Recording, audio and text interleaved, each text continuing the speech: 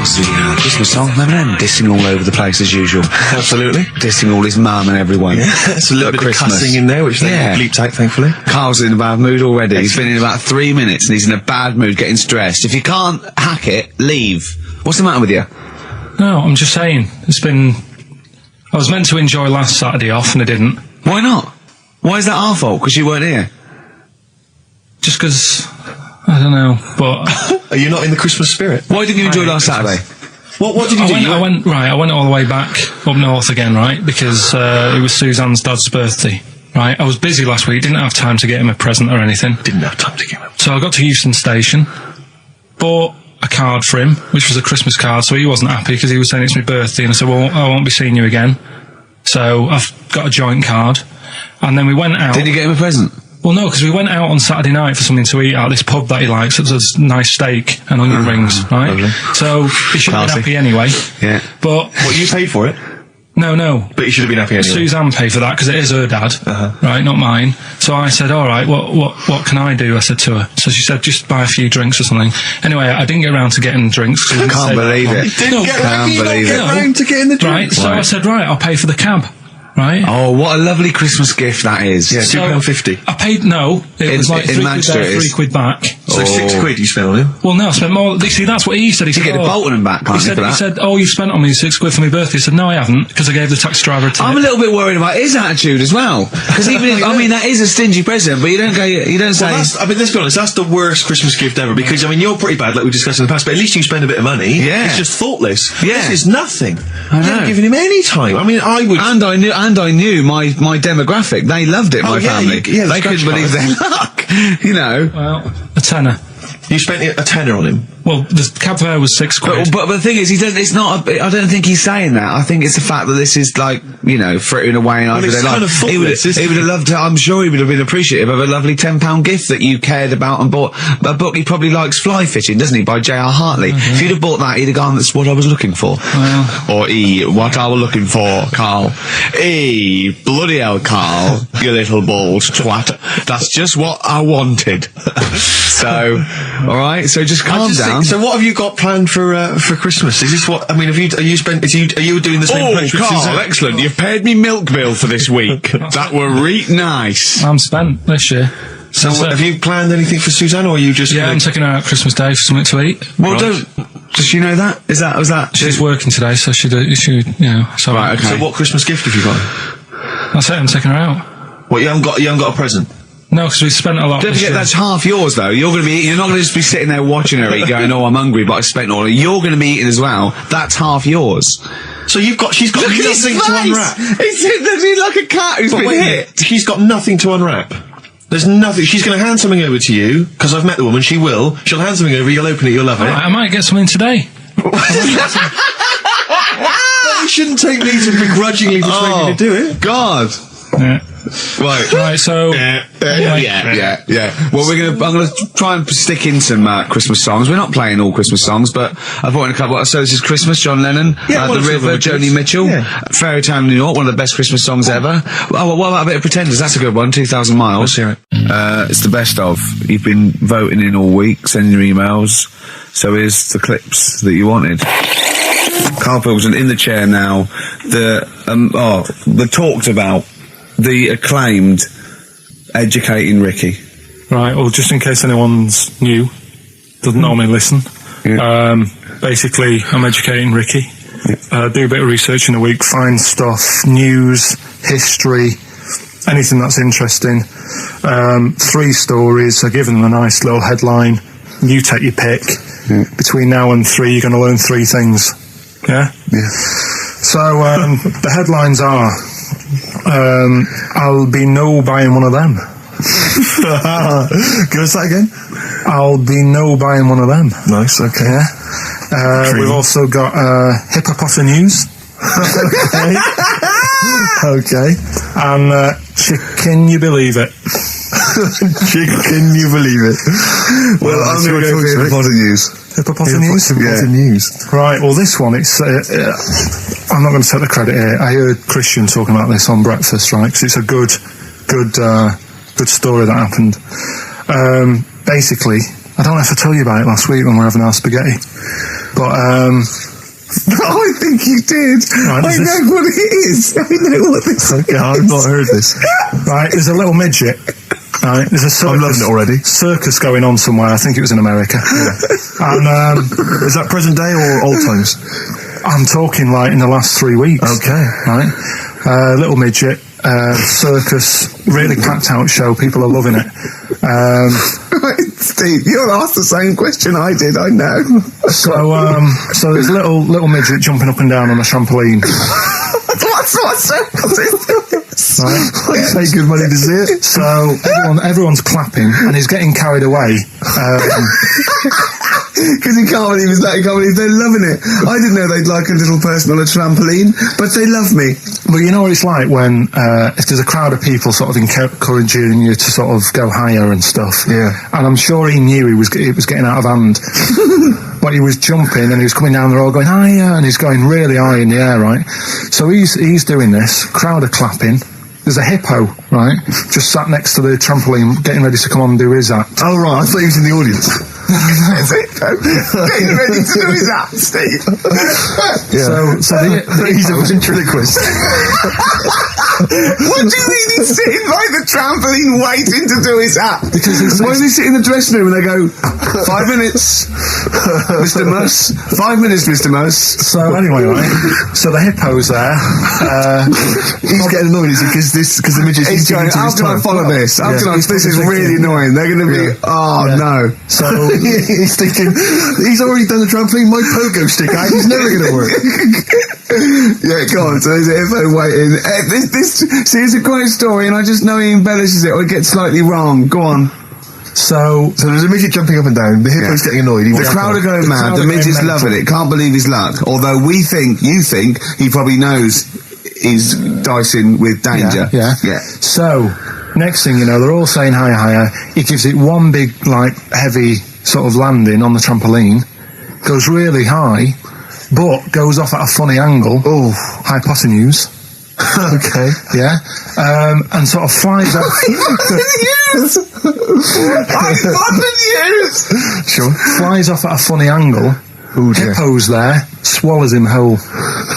Crowd are clapping, thinking that's why the hippo was waiting there. Rubbish.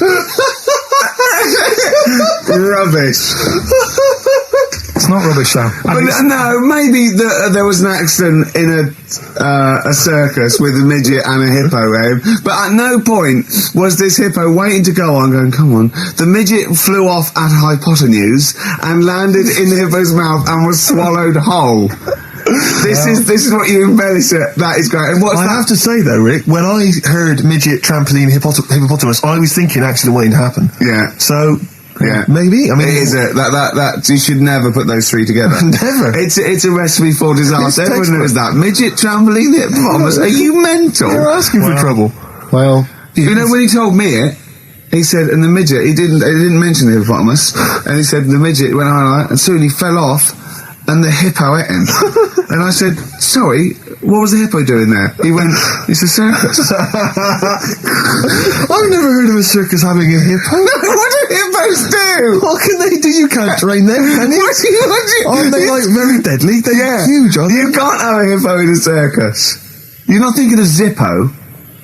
He's neither clown. Yeah. It wasn't some sort of where Zippo was eating a midget and it's some sort of horrible sexual act. No, it was definitely. I heard it on breakfast, right?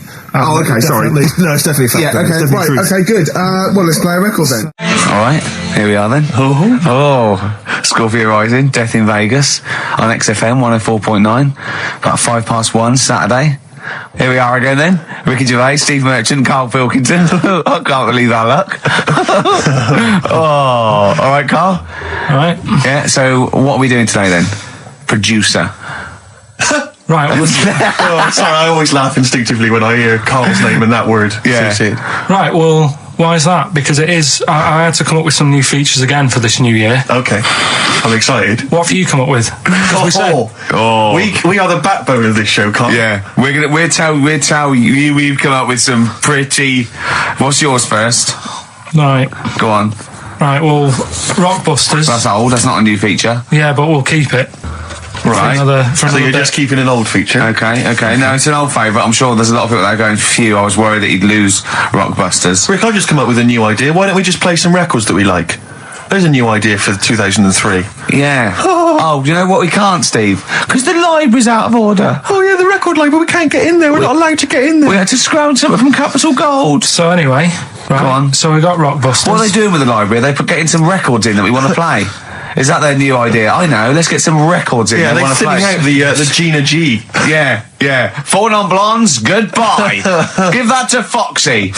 Go on. Sorry, Carl. We'll do. We started doing Edom in 2002. Do we need them? Do we need them? Yeah. We'll continue that. Got a new one, haven't you? Explain that later.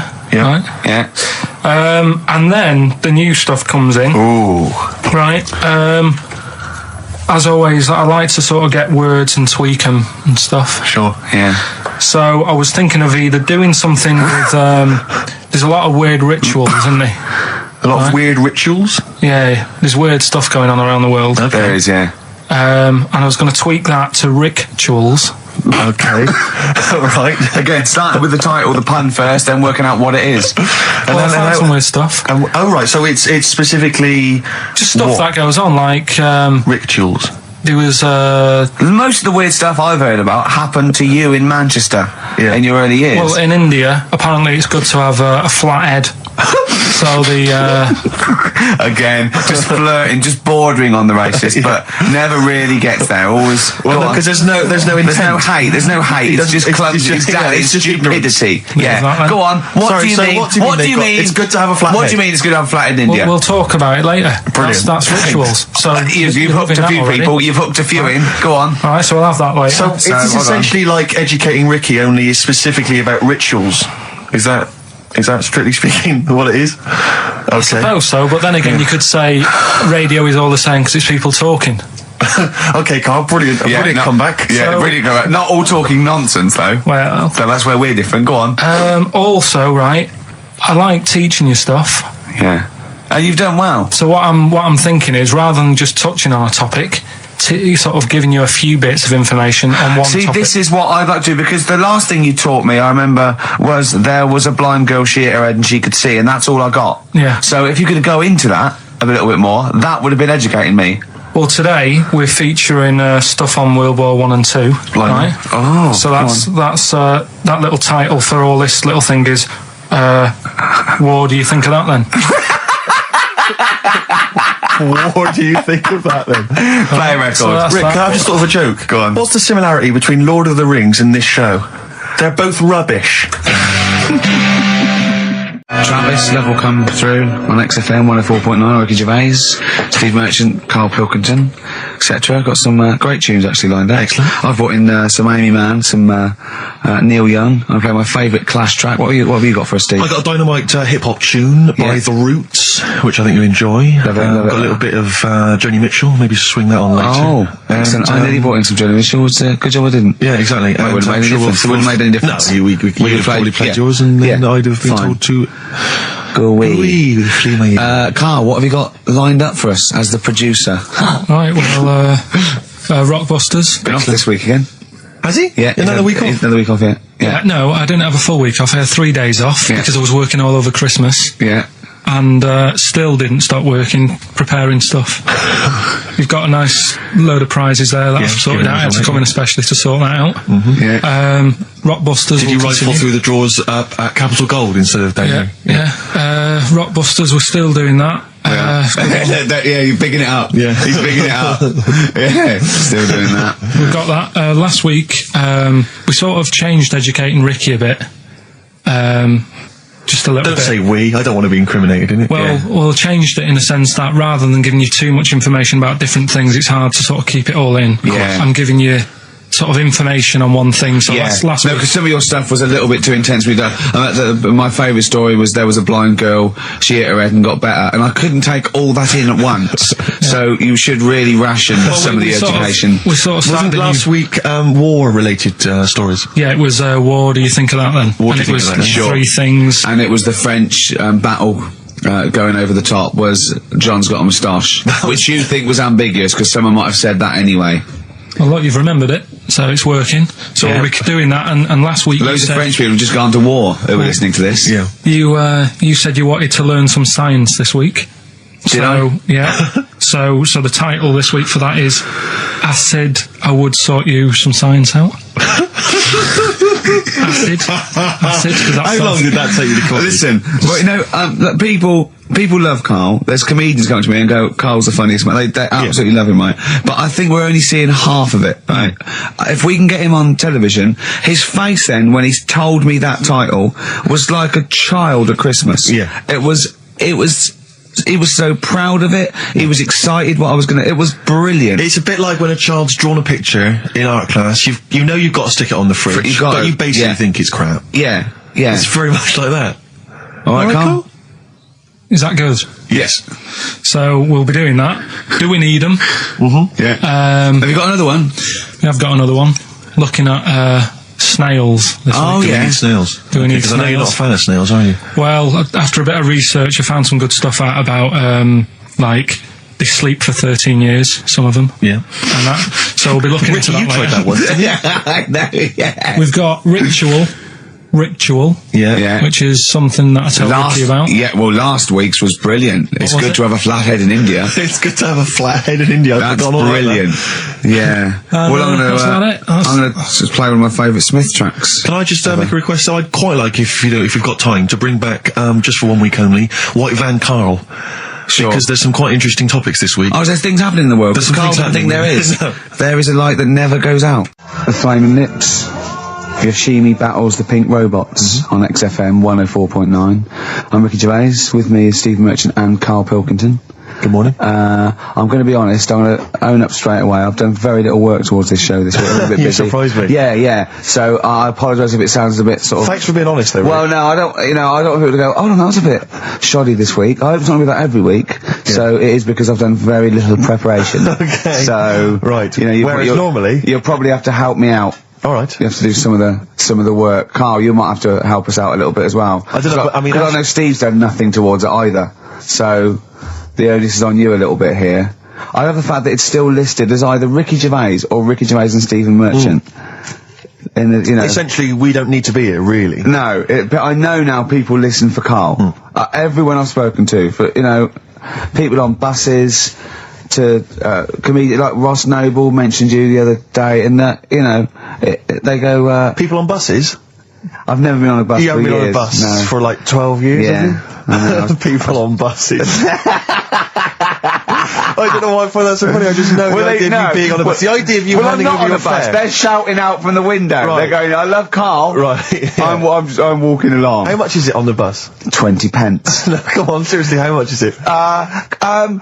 One adult for Terminus, please. I love the fact, they do that thing where, like, if they're interviewing What is it, Paul 50, Newman or 60 someone p? famous... No, it's quid, isn't it? they It's a always- quid. They always say, how much is a pint of milk? And that's supposed to prove if you're sort of still in touch with your roots or whether you're too big a celebrity. Yeah. You've got no idea how much it costs on the bus. Quid? have you? It's not a quid. 120. No, it's not 120. Pint of milk, about 50p. 30p. Oh, brilliant. Wow. Oh, because it's fascinating because you gave this stuff up before you became a celebrity, didn't What? you? You were always Lazy. Because people always say to me, like, Ricky seems a bit obnoxious. Who says that? Well, no, they say, No. Who comes up to you and just says that? The guy on the tube did it. I swear to God, it came up. He said I was watching an interview with Ricky. He said, he's not a nice piece of work. I went, well, he said, no, I've got friends like that. And it's like they're always talking, they're a bit irritating, and you sort of let them off because they're your mates. But I was going, well, hang on a minute. He went, Well, fair two enough. things. It's sort of my job talking, and being interviewed, essentially you do have to talk. Yeah, So yeah, if about that's- yourself. If that's his only criticism, then I'm not too bad. No, he didn't think you were funny either. In fact, he had a whole list. Well, I say a list, a petition. It wasn't Dickie Anderson, was it? It wasn't Richard Anderson. I hope he's listening. He's our biggest fan. I'll tell you what, Mock Turtles need a remix by Fatboy Slim, don't they? Mock Turtles is Yeah. a great tune, but I'd love to hear it remixed. Yeah. There you go. Feeder, just the way I'm feeling. XFM 104.9. I'm Ricky Gervais, Steve Merchant, Karl Pilkington. We've got a great show lined up this week, haven't we? Go on, what have you got planned? Well, I've got songs from David Bowie, Thin Lizzy, Gene, AC/DC. You heard Feeder there. You got Smiths, all that. We got a great feature, a new feature. We spoke to Karl in the week, and we worked out a new feature where people are gonna give him sort of like problems to solve. There could be scenarios, there could be management scenarios at work. You know, problem solving, things like that. Organising things. He's a very good organiser. So I'll tell you what happened. He's dropping Do We Need Him because he's getting fed up with scientists. He thinks there's a conspiracy and they're getting together and they're never going to lose an animal. Right. So he's just fed up with that. Rockbusters, we've got some great prizes. Well, have you seen them yet? No. Be careful. They're not going to be great, I just peeked in, and all I'm going to say to you is Fools and Horses Christmas special? Not the little one with the little car. With the little car, yeah. Brilliant. That is excellent. Karl, what have you got to say for yourself? Hold on, it was a rollover, wasn't it? Because you really mucked up Rockbusters last time.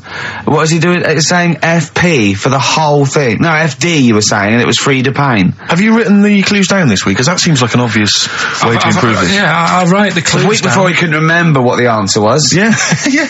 Yeah, but, you know, you learn by your mistakes and that. You don't. Well... So shall I give you a little taster? We were having a pizza in a pizza establishment. When was it? Wednesday or Thursday? Yeah.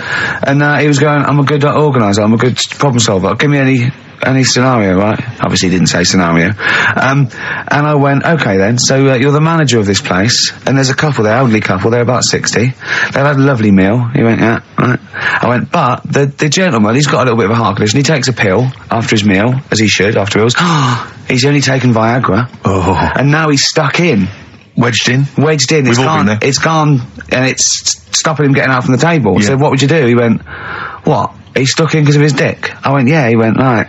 He said, I'd use the situation, I'd make cash. I said, you're not going anywhere, do you want a pudding? Entrepreneurial. Yeah. I like it, Karl. And he went, so that's that sorted, I've got the job on that. Next, I went, okay.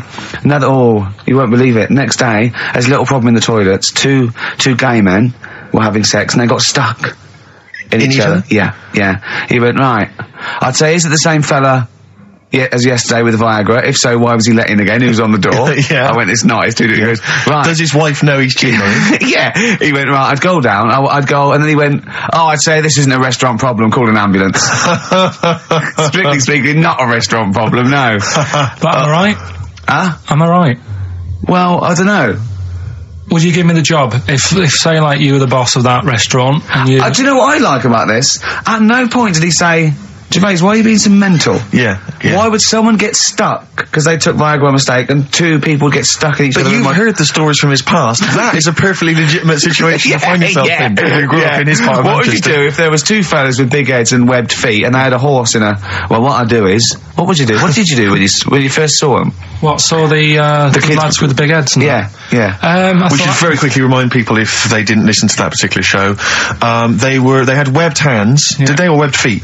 Well, they had webbed hands. Right. And big heads. Enormous heads. But it wasn't related. But they weren't related I know, to each they were other. completely No, separate but I'm people. saying that the webbed hands isn't due to the fact they've got a big head. No, sure. It's two different things. We're just unlucky. Yeah. No, hold on. If they weren't related and they both had webbed hands and big heads, I'm saying there was a condition that was related that had those two. I don't think there was. So what do you think the chances of that are? They're not related, and he goes, "Oh, you got a big head and webbed hands as well." Yeah, just a coincidence, isn't it? Yeah. I honestly don't think it was related. Right. Because I've since seen the same problem again on another kid with a big head. His hands look good. Right, so do you think the big head is just a separate issue? Yeah, it's a totally different illness. It's like having a headache and a cold at the same time. Right, so yeah. not always connected. But the weird thing is, right, looking around in the week at weird stuff on the internet, there's this woman who's got a big head. Oh, yeah. And she was fed up with it because when she was walking down the street, it was so big she couldn't hold it up. Right. She couldn't hold it up. Oh God. Okay, shut up. So when she was walking, her eyes were hurting because she had to sort of look up all the time because her head was that heavy. Her chin was sort of balanced on her chest. Right. And she'd have to peek up, yeah. So she goes to the doctors, and this was after years and years, and said, I thought I could put up with it, but I can't. How big was her head? It's big, I don't know if it was like big because there wasn't a picture. I don't know if it was just big or a lot of bone. So it was heavy. Very heavy. Right, like the Elephant Man, just outcrops. Right. So the doctor said, we can sort that out. But we'll have to take your head off. Right. Okay, Listen keep to going. this. Okay, Listen, keep going. Because what you don't seem to understand is I have the same reaction to you when I see it. Yeah. What? Right? You're quizzical yourself. So I looked at it. They took her head off, chipped away a bit of the bone, made her head lighter, put it back on. Right, play the Smiths. They took a woman's head off. Yeah, this is ours by the Smiths. And if you'd like to ask Carl something, details coming up soon.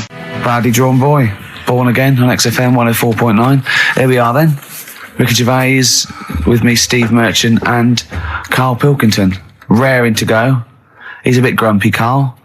Woken up at 8 Because he's o'clock. from the north. Yeah, because he's in London. Yeah. And London's rubbish, right, isn't it? Oh. Working you can't even get a Band-Aid in London, can you? Or grouting. In Manchester, I could walk to the next shop and definitely get some Flash or maybe some Vim. You can't get it down here. You got to go to a trendy bistro, haven't you? Carl, why are you grumpy?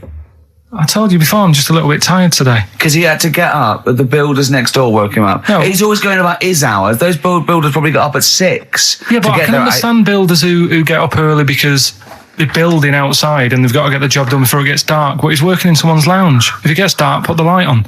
It's not a problem. So why is he starting work at like 7 o'clock in the morning? Well, because the builders get paid by the day, and if you get a builder there and go, I'll just do 11 till 3, he's not going to go, I'll tell you what, love, just give me 40 quid. I didn't do a whole day. It's a day's work, isn't it? So you want to get the most out of them, don't you? Plus, he probably wants to finish early so he can have a good night out. Yeah, it's a Saturday night. You know what I mean? He wants to. Yeah, he wants to get at least 15 pints in. And he was cheery. I bet he was whistling and dancing around and tapping. So I don't know how you can be annoyed at that. Why don't you get earplugs? I don't like it, the idea of earplugs. Why? Because I live in a flat, so it's not as if I'm looking after my house, right? I know. Already, I've lost you. No. That wasn't even a whole sentence, and I don't know what you're talking about. No, but what I mean is, What? if you live in a house, right, you know that you've turned the lights off downstairs. You know you haven't got a frying pan on, right? Right, So, Okay, not really. Keep him going. but I live in a flat, and I don't know what the other people are like. There might be some daft people in there who God, don't, imagine that. right, who don't turn stuff off. Now, if I have earplugs and the fire alarm's going off, I'm not going to hear it. I'm going to have a good sleep, but who knows what could happen? So I don't like earplugs. It's not safe Okay. if you live in a block of flats. But I think you'll find, because I've used them, I think you'll find that a fire alarm will cut through I the wear them earplugs. sometimes if it's noisy or I want to go to bed early or something, and I hear my alarm clock, and it goes beep, beep, beep, beep, beep, beep. It's All right that then. loud. Okay, well- and a fire alarm is deafening. All right, so we've talked in the past about snails who sleep for 13 years. No, you have. That's never been confirmed. In fact, the expert hadn't heard of it. Well, they do. Okay. I read it on different sites. Okay. So how much does it take to wake them up? Got you. What do you mean? Well, they sleep for 13 years. Yeah, but it's probably. But I don't know what you mean by sleep. It's not the same sort of pattern that we have in a mollusk, is it? There's different. What is sleep? It's when you're sort of shut down, and But they can estivate. They can actually literally no, but shut they didn't down. say that. They said they sleep for 13 years. And I mean, have you ever had like more than 10 hours sleep? Yeah. Feel really groggy. Well, no, I feel good after 10 hours sleep. I feel rough. I just was thinking what a snail would be like. Be like, oh. Be even slower than normal. Be even slower than you. Play a record. Well, anyway. Email in if you know what on earth Carl's talking about. Ever. Chilly weather. Why not put on a cardigan? That was the Cardigans. And for what it's worth, a lovely tune there. Oh, that's a joy. We should definitely talk like that more. XFM 104.9. Ricky Gervais, Steve Merchant, Karl Pilkington, all right? All right. Yeah. Well, we got a jam-packed show today. We got so many features. We got more features than Carl's got on his face, which is about the same as Morph. Yeah. Very few. It's just really a head, isn't it? A little. That's where I've seen him before. More. On Take Heart. Yeah. We've got Rockbusters. That's Have we? still No, going no strong. feelings on that. No, Fair but enough. he's said he's going to buck his ideas up. We've got chimpanzee that. Carl finds an amusing monkey or ape-related story. We've got Carl in a film again. Right, excellent. Yeah, we've had a lot of great response from that, Carl, on the internet. It was my favourite thing we've done. People raving about that. So can we say what the film is this week? Excuse my French, we've got some bloody great music. Oh, pardonnez-moi. Wow, I don't know. I don't speak French. I would translate. Well, I'll just give you a taste. We got Oasis, Cardigans, you just heard there. We got Lloyd Carl. We got a bit of Pretenders coming up. Eminem, Feeder, Coldplay, all the greats. Can I play you some TJ's Fan Club later? Yeah. What should we have now? Oasis. Go on, Yeah. Brilliant. White Stripes, Dead Leaves and the Dirty Ground on XFM 104.9. I'm Ricky Gervais. With me, Steve Merchant, Karl Pilkington. We have got a great show lined up for you. Absolutely. Today it's just, Valentine's weekend, some love songs, we've got some chat, and of course the competitions. I'll tell you what, I was walking here today, and the West End is crammed. There's helicopters, there's police, there's about 1 million people sort of just milling around, standing around with placards and stuff. I don't know what they're doing, but they've got too much time around. They need a war. You don't read the newspapers, do you?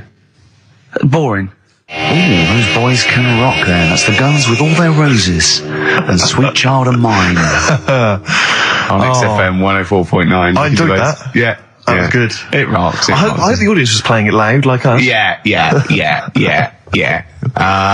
Ricky Gervais, Steve Merchant, Karl Pilkington. Well, look at him yawning. How rude is that? Carl, what's wrong with you, man? Have you been up late? A little bit. Girlfriend was away, wasn't she, yesterday? Yeah, I always have a problem with that. I always have, because you don't go to bed, do you, early? Do you know what I mean? You sort of think, I just always find that thing that if, you're used to living with someone, Yeah. one of you will go, let's go to bed, then you'll go, alright. But when you're on your own, you go, You just forget to go to bed. I just stay up. Okay, stop eating now, Carl. You've ate all the food. That's just the plate. All right. Okay. Yeah. No, I stayed up and watched, there was a thing on about Dracula. Right. What, Dracula? And I found a flaw in it. Go on. Not the fact that he's the living dead and No. and drinks blood to stay alive and he doesn't reflect. And he can in turn into a mirrors. bat. Well- and you can go on. The mirror thing, you can't look in mirrors, can he? Well, he can look in mirrors, but he can't see himself in a mirror. Yeah. That still doesn't work. Go on. Go on. It doesn't work at all, Carl. It doesn't work. Go anyway. on. Well, Centre parting's always really neat. His centre parting's always... how does he do it if he can't look in the mirror? Blood on the floor or something it was called. Rubbish. I love the flaw in the Dracula film is that his centre parting's too neat. How did he do it without a mirror? Oh. Was it a documentary about Dracula? No, Yeah, there was the real Dracula. Bit. Yeah, the real Dracula, the It's true just a story. film. It had blood on the floor or something. It's called. Yeah. It's rubbish. From 1970. Yeah. Right, but you say that and watch that. You know there aren't Yeah, really sure. vampires in that sense. Yeah. Yeah, but it still annoys you that his centre parting was too neat. Well, if you're going to do it, do you know what I mean? I'd like to see him with a fringe sort of pushed forward and maybe a hood up, alright? Come to suck your blood and that, alright? Yeah, just bits of tissue paper all over his face where he's cut himself shaving. I can't see it. Bloody mirrors annoying me now, aren't it? I'd love to see that. A little mank Drac. That'd be great, wouldn't it? Well, that might be a film that we do in our movie. Mancula. Just getting onto that. Mancula. Count Mancula. Alright? You got any rave? You got any rave music? Got any Oasis like that? That'd be brilliant. He came from Manchester. Please welcome Mancula. Alright? That'd be great, wouldn't it? His hair's a mess. Well, I can't see it in the mirror, can I? Well, we've got a show lined up for you. Sad news for Rockbusters fans. It is going to be the last Rockbusters. Does that mean that we are doing another one and it's the last one? Or We are you've doing scrapped another it all one, together? and it's the last one. Oh, man. Got a bit of a special one, Steve. Have you? Yeah. It's just sort of done. What, it on, makes sense? No, it's, First time only. no, it's done on accents because I'm running out of clues and that to use. Oh, is this as good as the Jamaican one? The D-Trout Spinners. The trout spinners. That doesn't work at all. A bit like that. Okay, so go on, what's the gist of this one? Well, it's just I've been the sound effects bit. That didn't really work out. So there's 3 sort of cryptic clues. Yeah. And Sort of cryptic, yeah. it's done on accents, and I've sort of worked down the country. So I've got a northern one, I've got a Brummie one, and I've got a Cockney one. All right, Excellent. we'll look forward to we're that. doing We've that got later. quite a lot of competitions, haven't we? Because we've also got your film competition. He's appearing in The Shining this week, Steve. Excellent. Okay. We've also got, chimpanzee that. More monkey news from around the world. Monkey news. Stay tuned for that. But there's one that I thought we could phase in as we phased out Rockbusters. It's an old favourite. Carl, it was before your time. XF Family Fortunes. XF Family Fortunes. It's brilliant. Get a It couple owes of people nothing online. to TV show Family Fortunes. No, it's XF Family Fortunes. You can't get him on that. So we'll be playing that a little bit later as well with two lucky people, and we'll be giving away some great prizes, I imagine, Excellent. Steve. Yeah. Go through those a little bit later. Yeah. As it was Valentine's weekend, what about a lovely song by Lloyd Carl, like Lovers Do? 104.9 XFM, Ricky Gervais, Steve Merchant, Karl Pilkington's pressing the buttons. We're playing some great moments from the last 3 weeks. And some great records, Steve, from the last 2 weeks. That's true enough. Yeah. We're not actually here today. What are you up to today, Rick? It's 8 hours earlier, so this is about 2 o'clock probably. Mm-hmm. So it's about 6 o'clock in the morning. I'm still in bed, mate. I'm asleep in my hotel room. Now, where are you? We're in LA. Los Angeles. Yeah. City of Angels. Rick. Yeah. City of Angels. Yeah, and so that's what we're doing. We're doing stuff like that. That's why we're not here. We're not here next week either. So next week is the best of this week. What?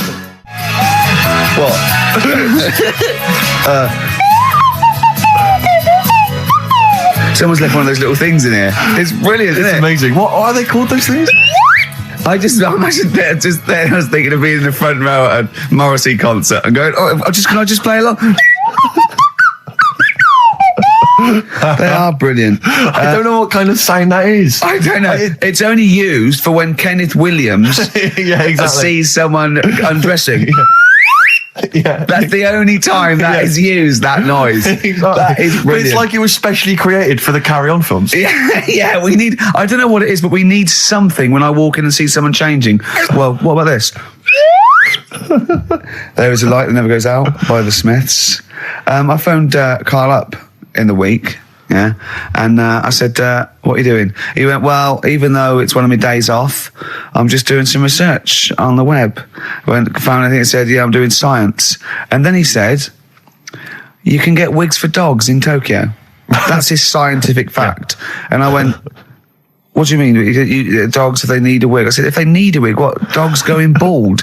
And he went, like, this is fine to him. He went, it's a stressful city, Tokyo. The world's all right with Carl. He's always got an explanation. I've only ever seen him confused once.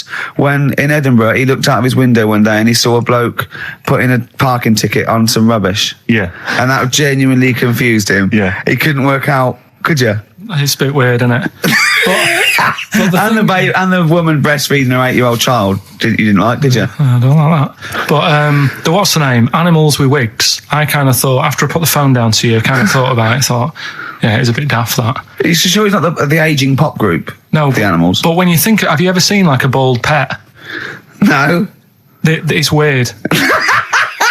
What do you mean? Because my mum, we had a cat. We used to get through loads of cats because we lived on a. Oh God! It started early today, isn't it? What do you mean? It's only 10 past Just one. because What we are lived you doing? No, Running a restaurant? We lived on.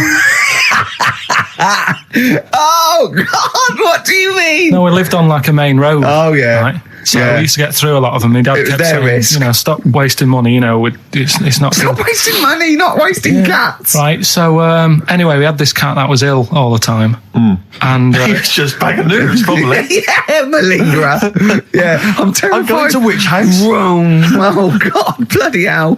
Rome. Don't let me go to the Pilkingtons.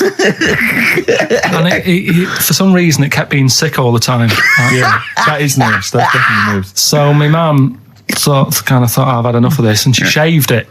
Whoa. Whoa. Now, I know you're not vets in your family, but what correlation did your mum think there was between you being sick and shaving it? Because it kept being sick, and it was a pain to wash because it kept getting So caught she up. wanted a dry wipe cat. So Why didn't you just varnish it? What? it's weird. It's weird. Though. So now he's cold and sick. No, but not all of it. She left sort of the back half, but sort of from its waist, sort of. I love that. Shave it because it's sick on itself. And That is it was the genius. weirdest looking thing. I mean, normally I like cats. I'm always like giving yours a stroke on the head and that. Yeah. But as soon as she did that, it was like, oh. Yeah. Can't touch it. And then... So now it's sick, cold and hated. Yeah. Carl. It must have, I mean, the other cats must have been taking the mick out of it constantly. It's just making things worse. I'm hoping that it got run over and was put out of its misery. No, I think it got all right, that one. Or is that yeah, it did get run over. It did. Oh, God.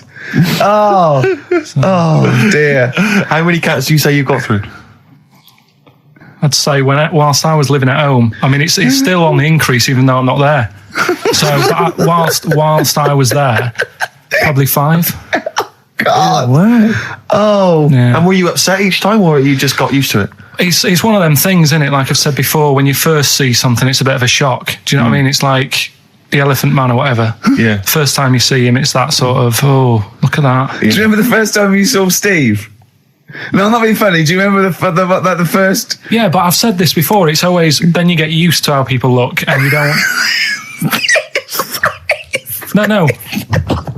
I'm going to burst. You have to play a record. No, but... Because I just see Steve's face.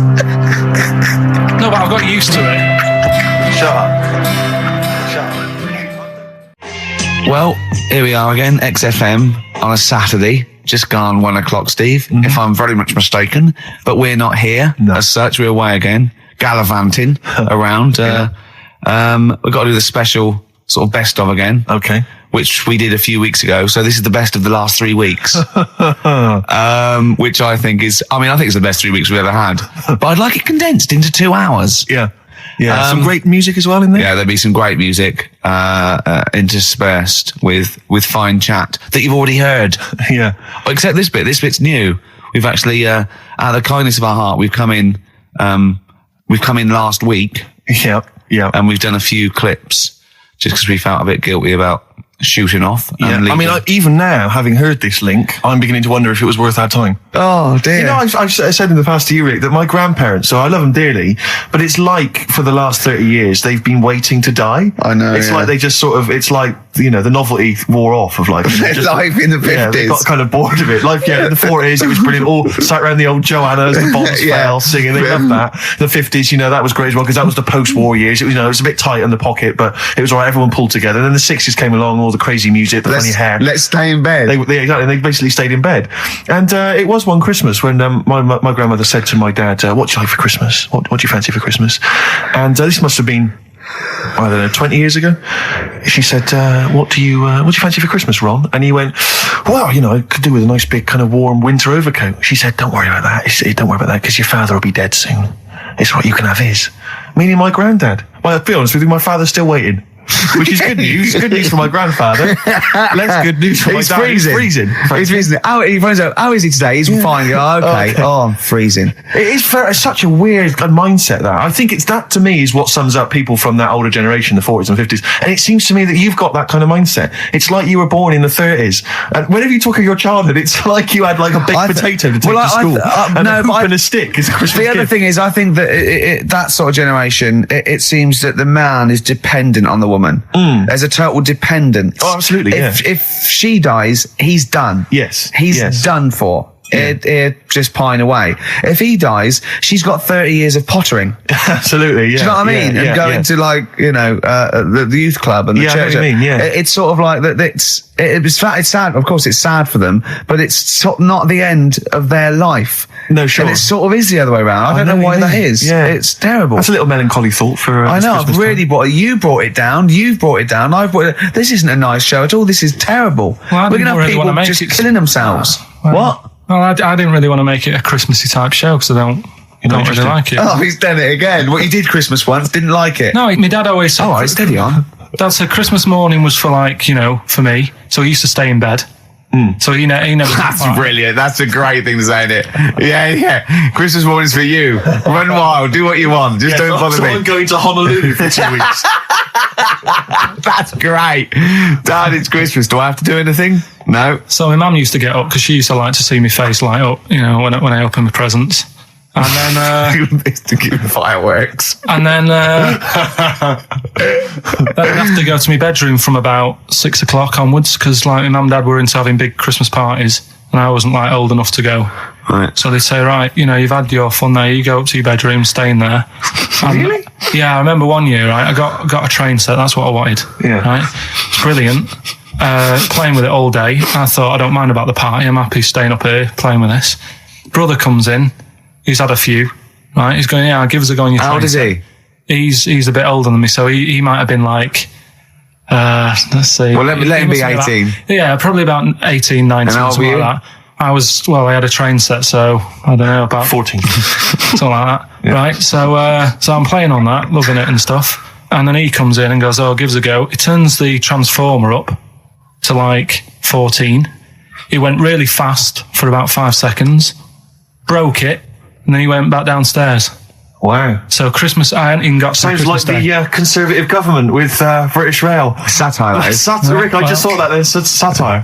If there's any satirical shows listening or it doesn't work in any way, because there's the analogy falls down apart from there being a train. Think it through, though. British Rail was trains. Yeah. And the government broke the trains in many ways. They didn't break them, like, not officially breaking them, but they kind of... It does work. It's perfect. Oh, I'm pretty pleased with that. And I can't... And no one's asked him to be on Have I Got This For You? It's weird, isn't it? Because it's strange, that, when you've got a satirical mind that's as quick as that. Yeah. All and right. he's broke your little train set. So what did you do? I just watched telly and had some sausages. I bet you were happy with that, though, weren't you? Oh, it's a bit annoying, though, isn't it, when your main present of the year has been broke. And did it ever get it fixed? No, that was it. Put away. I'm intrigued why your parents wouldn't let you come and join in the festive fun. Was it like really debauched down there? Was it like eggnog everywhere? Well, no, but I mean, that's fair enough. 6 is a little bit early, but I just think, if you're a kid, he had his fun, put him to bed at 8, maybe. And Do you think so on Christmas Day? I thought that was a day for family. Well, not if there's a party going on. And Well, don't have the party on the Christmas Day. Well, that's another option. Yeah. Your parents are weird, aren't they? A strange breed. Well, I think that was the year, right? You're talking about buying presents and stuff. I think I did treat my mum to... I didn't buy my dad anything. I think that was like when I got a bit older, he used to get me dad something because he wasn't that bothered anyway. No. So, got me mum. There was a cheap shop, right? Of course. Thank God for that. Called Snips. Right? So I went in there and I thought, let's see what I can get her. And remember Victoria Plum? I don't think so. Well, it's like a fairy character. Right. Right. I mean, mum's into gnomes and stuff. Right. So I thought, right. She must be pleased with you, then. Victoria Plum. I was thinking, is that one of the neighbours? Is it like a brandy Do you liqueur? remember Victoria Plum? Victoria Plum. Victoria Plum, yeah, it's like a little fictional sort of character, right? Okay. So I saw it, I thought, yeah, she'll love that, right? So I did my paper round, saved up for 2 weeks, right? Oh. Got that sorted, went to Snips, bought the Victoria Plum. Next day, I'm in town with her, right? So I think, I know what I'll do. I said, come in here a minute, right? So we go in and we're looking around and I tested her, right? I went, look at that there, that's all right, innit? And she goes, oh, it's bloody awful. Oh, Carl. Oh, Carl. Oh, God. So then Christmas Day comes. I said, don't bother opening it. She said, no, why? I said, Oh, "Don't." no. Why did you still give it to her? So, well, it's too late. I'd already bought it. Oh, Carl. So she opened it and I was like, and she said, oh, that's nice. I said, why are you saying that? I said, the other day, she said, it's bloody awful. She said, oh, no, I thought you were pointing at something else. Oh, no. So that's why I don't get anyone anything anymore. Oh, God. Play record. Oh, God. Oh. Beautiful day. You too. To kick off the show, Steve. Absolutely. The Ricky Gervais Show with Steve Merchant. Hello there. And Claire Sturgis. Hello, Indeed. boys. Carl's ill.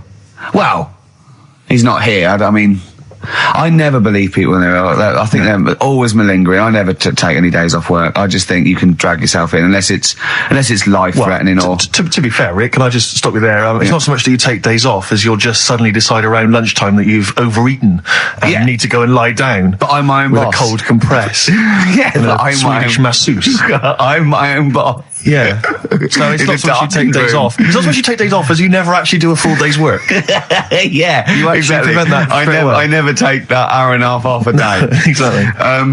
XFM 104.9. So what's the story, Claire? Do you know anything about Carl? Do you know what his illness is? I think he's got this sort of cold virus that's going around. He phoned me yesterday. He did sound poorly in his defence. A little Poorly. bit croaky. Well, I'll tell you what. He coughed a bit. I'm not being funny. He better be in hospital. To miss this show. To miss Definitely. this show, the flagship show of the week on XFM. Do you know, you are right, because, and you've been away, haven't you? You know, Been away he's 2 missed you. weeks. We had the best off again. But let's put out the best of. Yeah. Let's put out the best of the last 2 weeks, Yeah. shall we? Yeah. I mean, we're going to try and get him on the phone. We're going to phone him, and I want him to really explain himself because, you know, I think he's malingering, to be honest. Well, he phoned me in the week and he said, Steve, don't forget, there's a documentary on Friday night about Oliver the humanzi, the human monkey. He said to me, it's going to be brilliant. And it wasn't. And it wasn't brilliant. It was. I especially stayed in and watched it. I taped it and watched it afterwards, and I've never seen so much hype and desperation. They kept showing the same clip of this chimpanzee that walked upright like a lot of chimps can. Exactly, right? yeah. It lost its hair, so it was half human, because all humans are bald. Yeah. So that's the half human bit. It didn't have hair. I'm sorry, humans do have hair on their heads. Yes. The other thing was this desperation to go, could it be half chimp? No. It's a chimp that superficially looks less like a chimp than other chimps. So Lee Evans looks a bit like a chimp. Is he half chimp, half human? Yeah. No, he's a human who looks a bit like a chimp. That's libelous. Yeah. That's a bit insulting, Evans isn't could it? have you Should we there. just play some music? Yeah, now? I'm really sorry about that. I'll get back to you on that. TikTok, that's Coldplay and Clocks on XFM 104.9. With Actually, can I tell you a Coldplay coming in a couple of weeks' time to co-host Zoe Ball's show? Right, 1, don't ever interrupt me. 2, don't tell them about other people's shows. No. Okay, moving on. Thank Please you. do not mention that there are any other television celebrities on this channel, on this station. We don't want to convince people it's only Ricky. But the interruption was the main thing. Sorry. Well, we can't get hold of Carl, right? We looked, it's got his old number out there. His home number? Yeah, it's a hold on. So, we went to the new records. He hasn't even given him this new home number. So something's funny going on. He doesn't want to be contacted. He hasn't given me his home number. I've tracked down a friend who's looking it for us. That phone might ring any moment. I apologise for that. But why is Carl not available? It's interesting that neither you or I, and I like to think of ourselves as being fairly close friends of Carl. Yeah. We have made him the man he is today. We cannot get in touch with him. In the same way that bloke bought Oliver. Sure. I think that Carl is now ours. Yeah, exactly. Well, exactly. I think very much that's true, yeah. Yeah. Carl is very much like a humanzi. If we look, we're going to lose contact with him and find him 5 years in a circus in Manchester. Exactly, they're doing experiments on him. Yeah. They go, We can't figure him out. Yeah. Well, there's something wrong with He his looks like chromosome. a human, He acts like because usually humans stand upright. Yeah. And Carl likes to walk on all fours whenever he can. Yeah. He's not interested in other human women. He's only interested in apes. Yeah. It doesn't make sense. Oh my God. And he's bald. He is bald. Oh, look, there's as much evidence And- for Carl being a humanzee as Oliver. Yeah. I think there's more. And, Well, Carl barely walks upright. I know. Scared of fire. Yeah, I know. It is interesting, isn't it? Oliver was built, wasn't he? Yeah. I ball. don't know. It was Why were you looking, Rick? I'm interested that I couldn't. What? Your eyes were kind of uncontrollably drawn Steve, they were towards just his. there. No, I didn't say anything. I was just looking at his face. No, Sorry, Rick, but if there's something you want to get off your chest, yeah, and that was the human part of it then, was it? Being built like that? Because it's humans, but... Yeah. Although Carl's is very tiny and hidden behind. And I've noticed something else as well. He's got a big red arse, that's true. hasn't he? Yeah, it's all beginning to slot into place. And I've seen him climb up a cabinet and eat a banana as well. Just over lunchtime. And peel it with his toes. It's all coming together. Yeah. Right, we're going to track him down because he's malingering. He's definitely malingering. Yeah. I'll tell you what, he's at home now in the garden swinging on his tyre. He's not ill. I think more truthfully, someone said to me that I said Carl might be ill. They said, right, are you not going to do the radio show then? Well, that's what annoys me. I mean, that's the biggest problem. Is that, Yeah. let's be honest, we haven't got anything without Carl. All we've got is the hook. People are staying listening because eventually they think we might get through to him at home. Yeah. And there'll be fun on this show to be had. If we don't get in touch with Carl, I think we may as well just shoot off and leave Claire to do the show. I've got some great music. Is that not a... Well, it's a small. Well, you could leave the music with me. I could just play There's not many That is reasons true, you're isn't it? supposed to be here. Okay, well, play some great music now, play a Steve. great tune. Okay, wedding present, Steve. Yeah, I'll explain what it is afterwards. Just play it. It's a joy. There's a monkey theme. There is a monkey There is a theme. monkey connection. Call in if you know the answer. Clocks from the Coldplay on XFM 104.9. I'm Ricky Gervais with me, Steve Merchant, and back, Karl Pilkington. Hey. He's raring to go. It's nice when you have a bit of time off, isn't it? Yeah, how long have you had off now? About then, 3 Carl? weeks. About About 3 3 weeks, weeks, yeah. We can't do that because we're sort of self-employed and we'd be letting people down. But it's different when you get paid anyway whether you turn up or not. But good to have I'm you back. Good to I'm have never off ill. No, That's the good- first time I've No, ever been off ill. Like, Well, no, I mean, just you're off 2 weeks and then you're off No, I just wish I was the kind of person who could let down an audience I know, of regular really, listeners. Yeah, but like I say, Well, no, we spoke to you. You weren't that bad. A cold, you don't go home for a cold. We were discussing this last night in the pub, and you don't go home for a cold. Okay, then, so moving on. What have we got then? We got some Wasn't great cold, songs. though. I've brought in the Smiths. I've brought in Buzz Cox. I've brought in Neil Young. I know Steve's got some hip hop. Some great hip-hop. I've got some Hooray! great Elvis Costello. It's going to be great. Carl, come on, concentrate. You've been away for 3 it's weeks. just annoys. No, stop saying that. What? Because you're annoying me now. Why? Oh, that what do you do? Go home ill? Oh, he's annoyed me. Oh, has he? Yeah, I got a bit of headache. I'm a little bit annoyed. Can I have some time off but still get paid? Yes, of course you can, Steve, Carl. right? He called me up, winding me up about this, and right, I'm 30, right? I'm 30 now. I can only remember being off 2 times. Oh, his memory's going as well. You had some time off. And both of them were when I was at school. School? What's school? One when it was windy. Why did you have time off? Because it was windy. But to be honest, Carl, that lasted for 7 years. Your time off at school. Why did you have time off? Because it was windy. Were you windy, or was it windy outside? No, it was like when Your auntie wasn't out the window, was she? when the winds were bad in the 70s, and my mum said, "Oh, What? Whoa. What? I remember space operas and flares. I don't Yeah. remember the winds being bad in the 70s. well, my mum just said you might get blown into the road, so don't." Do that." She had so much faith in you, didn't she? As a human being. Is that why she got fired from the pie shop? I'm not coming in today, I might get blown into the road. Oh, God. Funny thing it was, right, Steve? They had this thing going at school because a lot of people used to wag it back then. You still what? Wag it, sort of not go in, Right. right? And they sort of tried to make it interesting for you by giving you a An education. certificate if you did a full week. Reward for the rest Yeah, of your exactly, life with yeah. achievement. That sort of carrot. And also, like, let you go home at 3 o'clock on a Friday, Right. If you'd done a full week and that. Yeah. So it was lovely weather all week. Then it just sort of changed on a Friday, and I got up and it was all windy. It's always My mum windy said, for Friday on the 7th, isn't it? don't, if you don't go in because, you might get blown into the road and that. So I said, all right, then I'll stay off. And, So why did you told you to hold on to a fence or Yeah. walk you there? What's this? Don't go out. if you Immediately get give blown? up. I love this getting blown into the road. Is that based on your cats that kept getting blown into the road? well, so I got to school on the Monday, right? And the teacher said, Took you a right, long time. today, to punish you, you're the only one who wrecked the whole week, right? Everyone else came in. You didn't. So everyone else is going home at 3 o'clock today. But you're not. Brilliant. Serves you right. And I wasn't bothered though. It was great because I said, well, you'll have to stay with me, won't you? And it was Brilliant. great. So all I did for half an hour was doodle and stuff. It was great that afternoon. yeah. And that was ages ago. That was like when I was about 8. And that's one of the times I was off ill. Yeah. So it was, but that wasn't even ill, that was wind. Yeah. Yeah. So Yeah. Yeah, it's a bit different when you're To be honest with adult you- world though, Carl. You can't just not turn up because you've got a bit of a cold or you're a bit fed up. I mean, we had an appointment 4 o'clock Thursday, wasn't it? And he had to call it because I cancelled it. Meeting went on a bit late. Time management. Get things done. If it was important, you'd get it done. Play a record, Carl. Pull your finger out, please. Oh, that's them Red Hot Chili Peppers, and they can't stop. I'm Ricky Gervais, with me Steve Merchant and Karl Pilkington. You're listening to XFM 104.9. Coming through today, it's noisy again out there. It's a nightmare. A lot of people marching up and down. What's that about? Well, from what I can work out, there's hundreds of them, millions of them, and they're all shouting really loudly.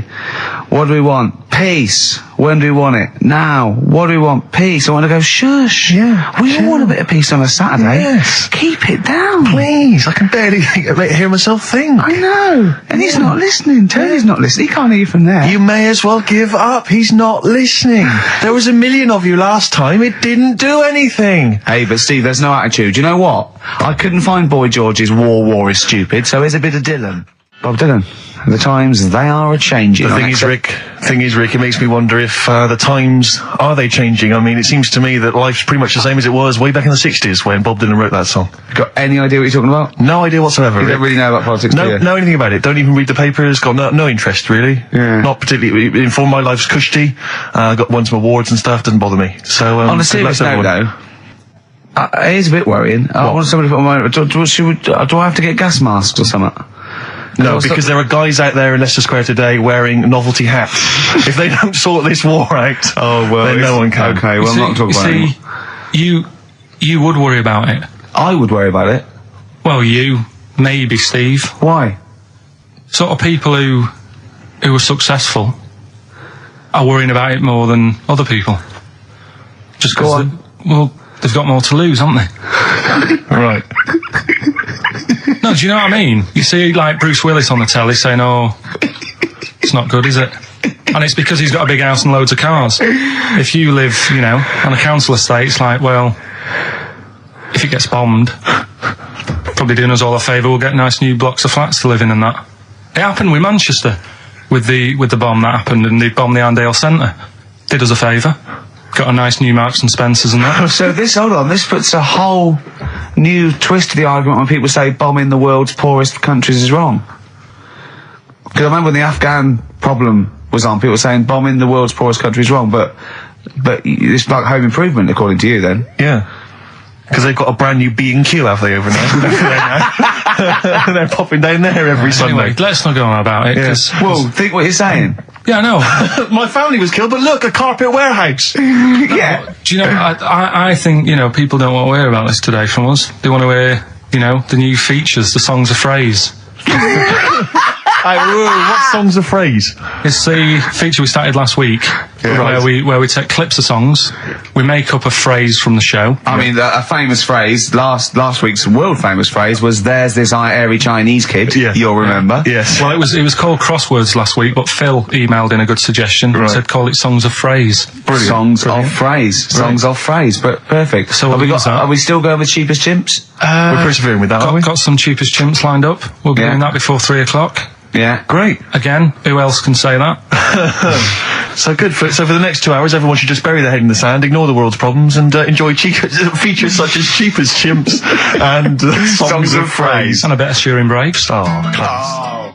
Placebo, the bitter end on XFM 104.9. I'm Ricky Gervais. With me is both Stephen Merchant and Karl, the K-Man, Pilkington. Oh. So you've already got that. That's safe. It's only 4 minutes past. You've had Placebo and you've got us three. So You're definitely going home with that. yeah, whatever that's happens. safe.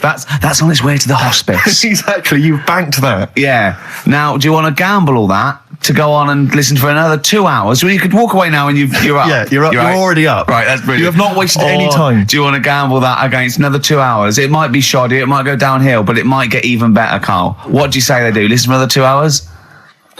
Yeah.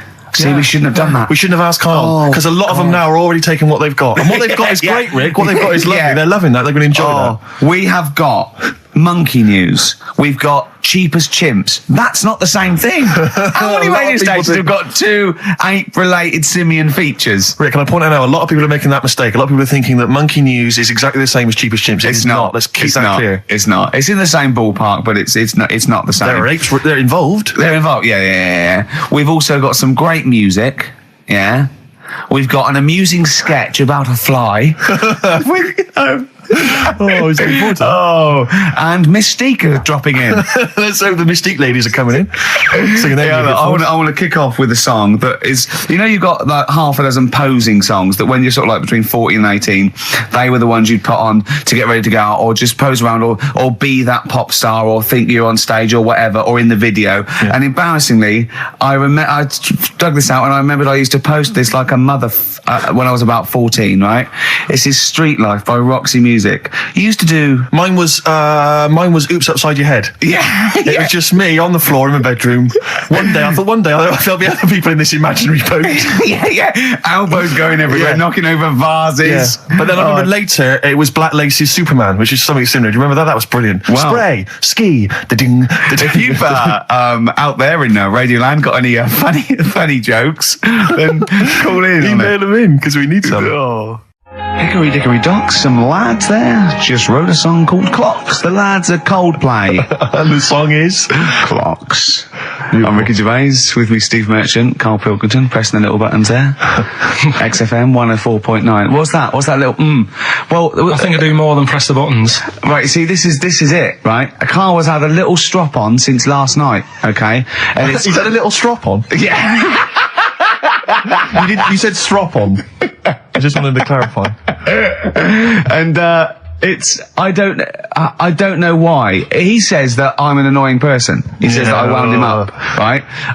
Which I don't know. He says that you're winding up because you're sort of like negative about everything. Negative? Yeah. And, but what I think it is because we pointed out that his lateness is unacceptable. Yeah. He said, meet you at 6. He turned up at 20 past. He said, well, someone stopped me in the corridor. I don't care. I've got stuff to do. We had stuff to do. I think we're a bit busier than you, Carl. You've got one job. We've got loads of jobs. I keep telling you that. You've got one job in a little room, a 9 to 5 there, that you don't even get done in 9 to 5. That's why you're late and mucking around all the time. There's loads of work to do. Yeah, one job. No, cool. It's not. It's one job with a lot of other jobs in it. It's like those little Russian dolls you get. Right? Well, it's not, is it? Go. Yeah, it is. Yeah. Everyone thinks, oh, he only sits in his studio messing about, making songs a phrase. That's what I do in my free time. Which we've got coming up later. Super slick. I still think 20 minutes late is an outrage. Though, Yeah, 20 minutes late is... Yeah, but I didn't say bang on 6. I said You said around 6. No, you didn't. You said 6, which means 6. Well, it doesn't. Wait, sorry, it doesn't. If it was a newsreader, I'd say, yeah, you've got to be on time. Do you know what I mean? If it was a 6 o'clock news, I wouldn't want to be late. But it's the fact that I said to you, I'm busy, I've got stuff to do. No, you didn't say that. You said 6 o'clock to sort out tomorrow's show. I didn't. I know what I said. So Yeah, well, you don't, because I remember you sent me a text. You didn't even, it wasn't even a phone call. You didn't even have the politeness to call. Stephen has stitched him up by being a text. little bit more Busy. precise than him. It was a text and it said, see you around 6 tomorrow, question mark? Around. You just said it. Well, Around yeah, but 6. that doesn't count. That doesn't mean anything. Well, yeah, no, he does. What? So that, all right, You told me you said 6. Well, he did. I'm paraphrasing. 6 o'clock, Rick. To me, even if it was around 6 o'clock, that would be 5 to 6 or 5 past 6. It would not be 20 minutes after the event, because that is late. Well. Well, you've got nothing. You see, you haven't even got an excuse. Yeah, but then I turned up, right, and I said, right, well, let's not argue about this. Let's come up with some good new features, because we've been in Cheap as Chimps. That's gone today. Good news. He never liked Cheap as Chimps, Carl, did he? Right, he never liked it. Do you know what? Do you know who's took it further? Donald McIntyre. What? He's doing a programme, Cheap as Chimps. No, he's not. doing It's a it. channel well, we'll see. Again, I'll prove you right again. He's Prove you not. wrong. He's not doing a program Cheap as Chimps, is he? Yes. He's not. What do you mean? He's doing. I saw a trail on Channel 5, and it was saying, you know, Is it 5 or is it about 20 past 5? He's doing this, he's done that, you know, now see him on Channel 5 because he's moved to Channel 5. Right. He's saying first big problem, chimps, you know, they deer and that. And, No, they're not dear. He's getting confused. no, 50 odd grand for a chimp, and it's saying, you know, he'll look into how much you can get gorilla for. What are in the name of God are you talking about? We'll talk about that later. But I don't know. I'm just saying that's another idea. And then, so go on, you got off, this is why you never get stuff done and you're late. You got off the point, you were talking about arriving late. Yeah, I know, but I'm just saying to you now, I turned up late, so I said, right, well, let's not argue. Yeah. I said, let's do some stuff. Yeah. You weren't having any of it. I think at one point you were trying to be sick on my leg. I do remember that. Yeah? Why? Just for fun? Yeah. Alright. So that's when I started getting annoyed. He was very annoyed last night. No, yeah, okay. Yeah, I can see where that could be annoying, but you just gotta think, hey look, so what? It's, you know. Well, I think you rub each other up the wrong way. Yeah. That's the problem. well, no more Cheap as Chimps today. Right. Nothing to replace it because we didn't have a chat. Songs of phrase, we're doing that. You can win some stuff. Yeah, we've got the film that we haven't done for the last 2 weeks. The final film, we won't be doing Let that. him down. It's 2 weeks. So you're 2 weeks late on that. Can I just ask, guys, is there going to be some great music? Yeah, well, What I've got about some- something from the Only Ones? Yeah. The classic No, they're doing Another Planet. Brilliant. Placebo, The Bitter End. That's the first single to be lifted from their forthcoming album, Sleeping with Ghosts, which you can hear in full on the XFM online listening posts. I'm Ricky, you cheeky little devil, Gervais. With me, Steve. All right, ladies, what can I get you to drink? What, you think I'm made of money? I meant half a mile or something, merchant. And Carl, oh, I'm stressed. If it's too hard, I don't want to do it. Pilkington. Indeed.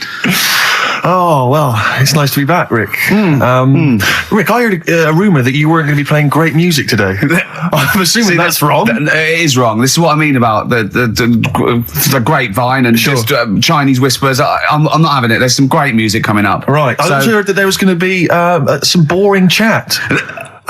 Sorry, it's that. Well, I want names. I mean, I don't want to name and names, Rick, addresses. but that's the gossip I heard. It's totally wrong. I heard it was going to be inane, ill thought out, often stupid. No, Carl's not going to talk so much this week. We're going to try and sort of bring it back to real radio. So that's an absolute lie. Yeah, great. Great. Good. All right, Carl, had a good week.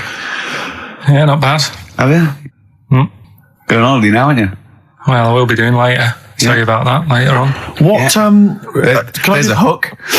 Can I just check? Because there are rules in place, aren't there? Yeah. There was a big bust up in the week. I'm only allowed to wind him up. I'm not allowed to wind him up socially now. I'm not allowed to. What am I not allowed to do socially? I think squeezing the head. Socially, has been crossed off. Right, okay, and I agreed to that because it got to a head where Carl was really upset and he was thinking of just giving it all in, weren't you? Yeah. Why was that? Because you were just winding me up too much. Yeah. I mean, do you want to bring it all up again? I don't mind. What was I doing? It was just. I mean, I should say now that there was a conversation where we were all sort of really walking on eggshells. It was frosty. It was a conference call, and Carl was on one end. And I'll tell you, I was very much a mediator. I was very much a UN mediator. What is it it was difficult to sort of keep it serious when I'm saying stuff like, "I'm sick of you putting a Burger King bag on my head." Do you know what I mean? Yeah. There's a part of me that's like, I can't believe we're doing this. What I like about it is that I'm laughing and going, well, I won't do that anymore. And he's going, you can still do it on air. And like today, I came in, I went to squeeze Zed, he went at 1 o'clock. I love those rules. Yeah. I love those rules. Well, between the hours of 1 and 3 on a Saturday, you can squeeze his head, you can put a Burger King I can't wait. It's terrible. Oh, dear. That all started last week as well, really, because I got in a bit earlier to do an edit for you on some track that had swearing in it, right? Yeah. So getting early, he comes in, first thing he does is go to sort of squeeze me head. And my reaction was, not now, do it later. As if it's all right to do it later. Yeah. So that's kind of what made me think this isn't normal. We should just point out, when we say squeezing your head, what exactly does that mean? I put my hand on the front. I do 2 experiments, right? Yeah. One is the side, because you can crush an egg sideways, so I think that's more dangerous. Right. And I actually put my elbows out, and I press like a vice, and I really go for it until it really hurts. And the front one it shouldn't hurt so much, if my experiment's right. I don't know. Well, it was all this that sort of, built up. Sure. And the research that you're doing there, Rick, is that going to be available online at some point? Well, that was the problem. That's what I was saying to him, because it kind of started last week. Well, it's been going on since we've known you. Yeah, really? Yeah, but I just upped it last week. It got out of hand a bit. I upped it to when I think it got to ahead on Thursday when I filmed it. That was it, yeah. That's right, yeah. I brought in a cameraman to film me torturing him. And there was some people from the 6th floor being shown round. Yeah, some management and that, showing probably clients round. Sort of, they've probably been on all the different floors, same what all the different radio stations do. This is XFM, the sort of this sort of noise going on. Yeah. You see them all look down and saying, don't do that, right? Sure. They might want to spend a load of money. Yeah. Right? Yeah. And he's doing that, he's wrestling with me, he's filming it. So that's when I just thought, It's mad, isn't it? And then when we were having the argument on the phone, I was saying, has this been some sort of experiment? Yeah.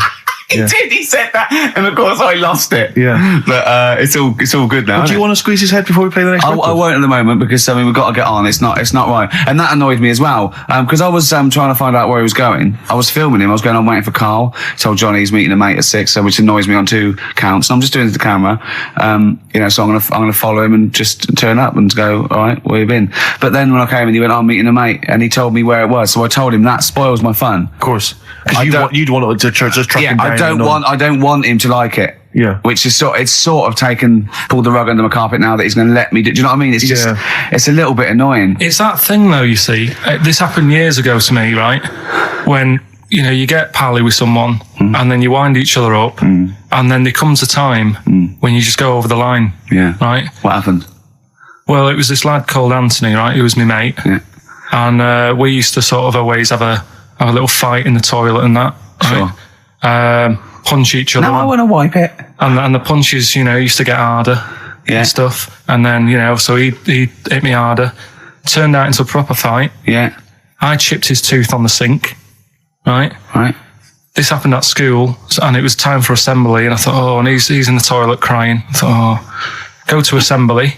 There's police in there. in the assembly that day telling people about unnecessary violence. And you thought they were there for you? So I'm like, oh no, Anthony's going to come in a minute, like crying with all blood coming from his mouth. I'm going to get arrested. Yeah. Did you go running and sleep? And that was an example of... Yeah. I mean, it kind of happened because I went out with a girl who he fancied. How old are we now? About 8 or 9. I think that's out of order, going out with a mate's girl. Yeah, but she didn't like him. He had like big ears and that.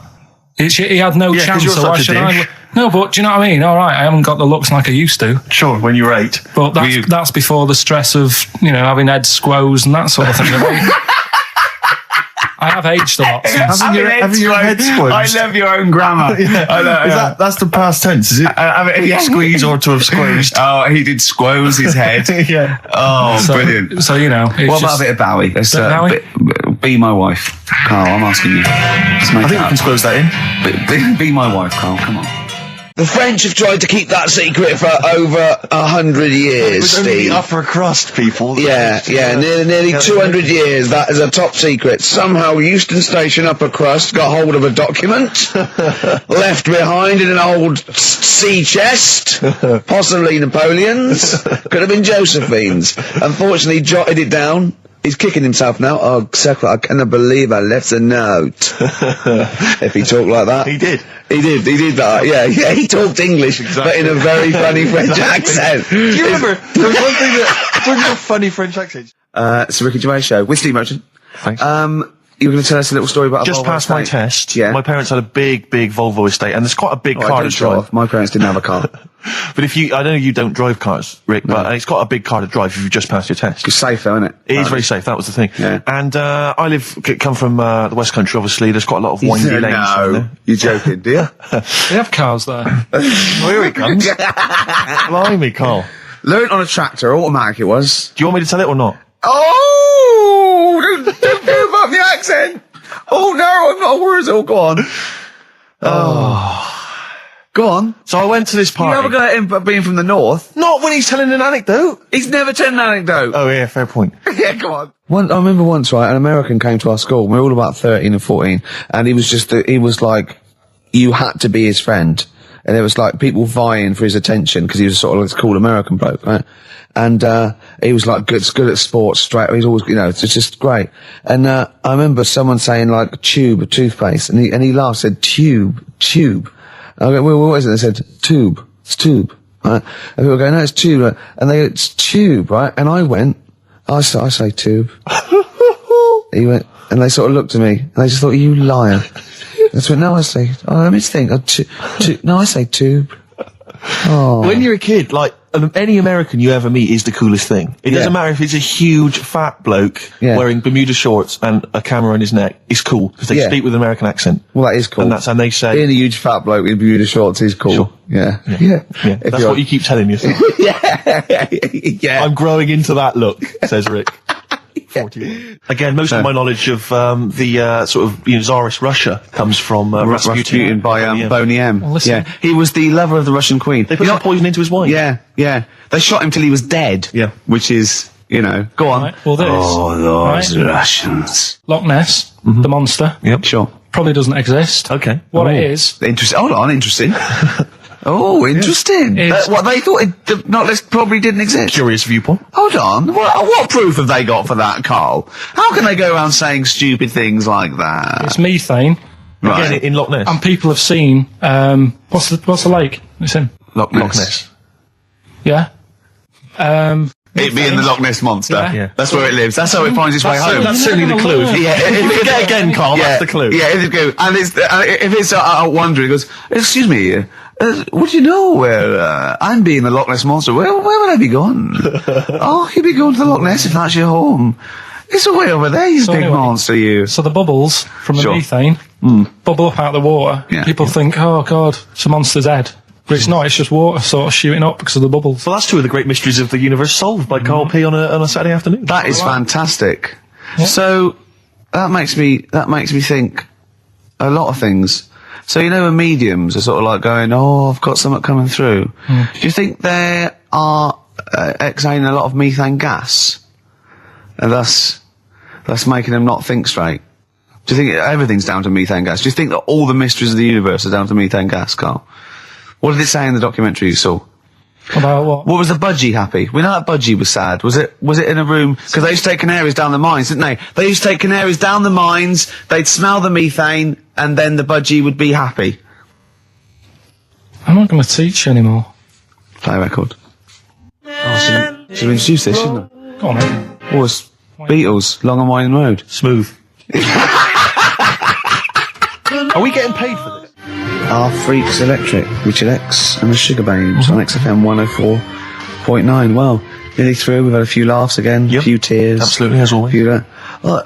Excuse me, and don't be alarmed. I look quite frightening, but I'm merely a nice monster. I seem to have lost my way home. Could you direct me in the right direction? Nice to meet you. Yeah, Karl Pilkington. Hi. What's your name? Why do you need to know my name? Well, it might help me to find out where you come from. Oh, my name's the Loch Ness Monster. Okay, alright. Give me a second. What was your name again? Loch Ness Monster. See, this is what I mean. I did just run this one past you just on the off chance. Yeah. Because maybe that you change your opinion slightly. Yeah. Feng Shui teaches you to use your environment wisely. Sure. If your land and the surrounding area is undulating, it's said to house auspicious dragons. When land is flat and featureless, the dragon is missing and the land is said to be less auspicious. Excuse me, they call me the Brixton Dragon. Sure. I seem to have lost my way. I know it's South London somewhere, but could you help me find my home? What's your name? Well, they call me the Brixton Dragon. Right, where are you from? I see what you mean. I see what you mean, aye. Oh, okay, man. So does that make you query it at all, the dragon? I'm not into it that much. Right, I'm sure. just saying that if you have your head at one end of the bed rather than the other, it might make a difference to your night's sleep. Listen, we were talking earlier about the fact that Bruce Lee, and it's a well-known fact, Yeah. he faked his own death so he could continue his undercover police work, as opposed to being the Because biggest no one would, superstar. he doesn't No one look was different spotted. to anyone else. I was talking to someone as well recently who utterly convinced, and you get this quite a lot, don't you, especially Americans, that Elvis Presley's still alive. Yeah. And I think, wasn't there some statistic, like more people believed Elvis was alive than believed evolution? Was that right? Yes. Something like that? No.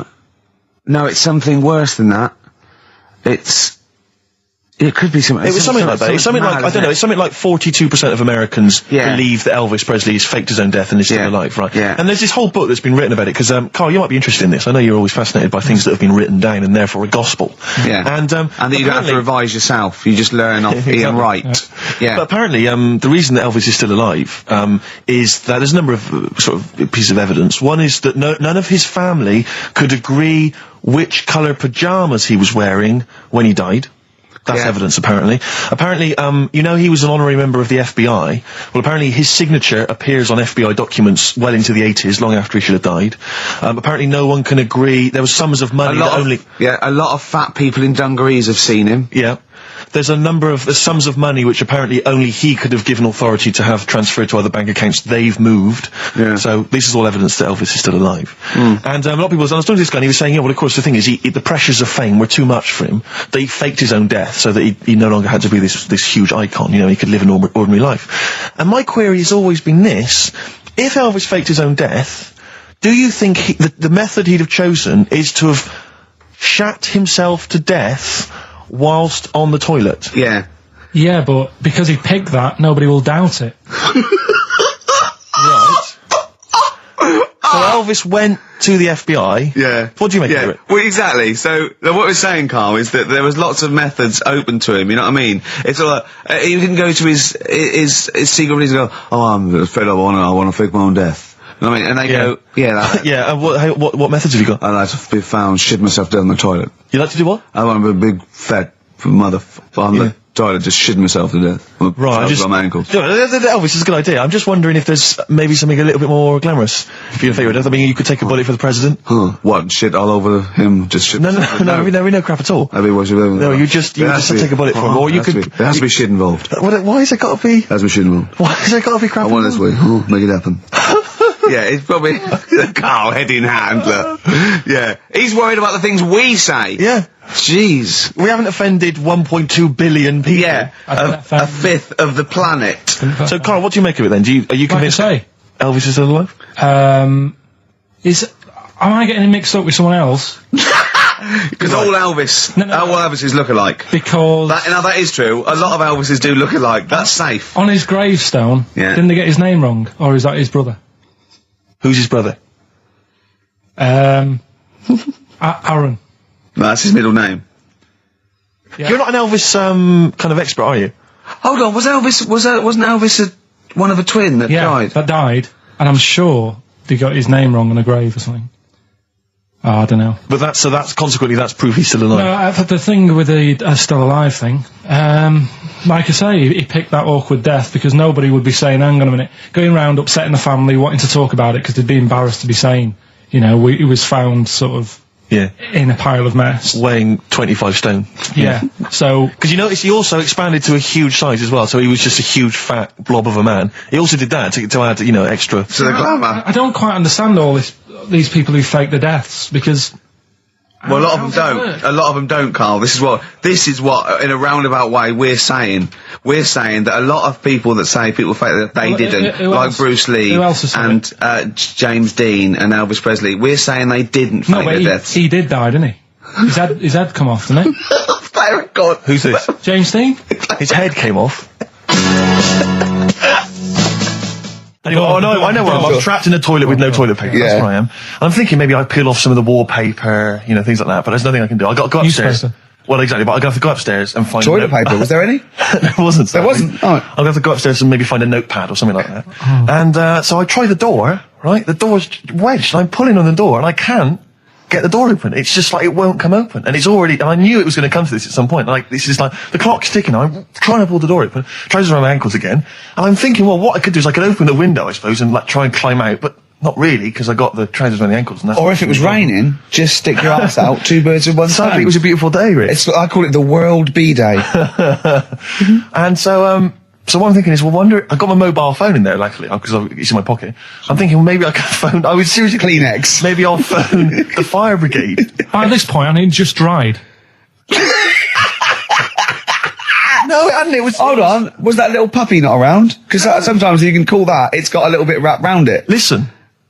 Or just use the puppy itself. There's 50 million people around the world going to need to hear my voice in 30 minutes. Exactly. And where's Steve? He's not locked in the toilet again, is he? Exactly. Oh, no.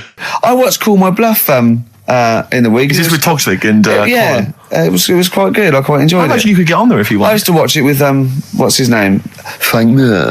Yeah. Famer. Yeah. Oh, that's great. You're brilliant impressions, because obviously while Bowie was playing, you were doing your infamous Bowie impression, which is the best one you do, actually. Well, that's just because Carl said, you know what? He said, I'd love to go out for a drink with David Bowie. Of all the people that come in here for sessions, I think he's really good at him. And I said, I think he'd like you as well. That's all. And I just went, hello, Carl. You're strange. You're alien. It interests me.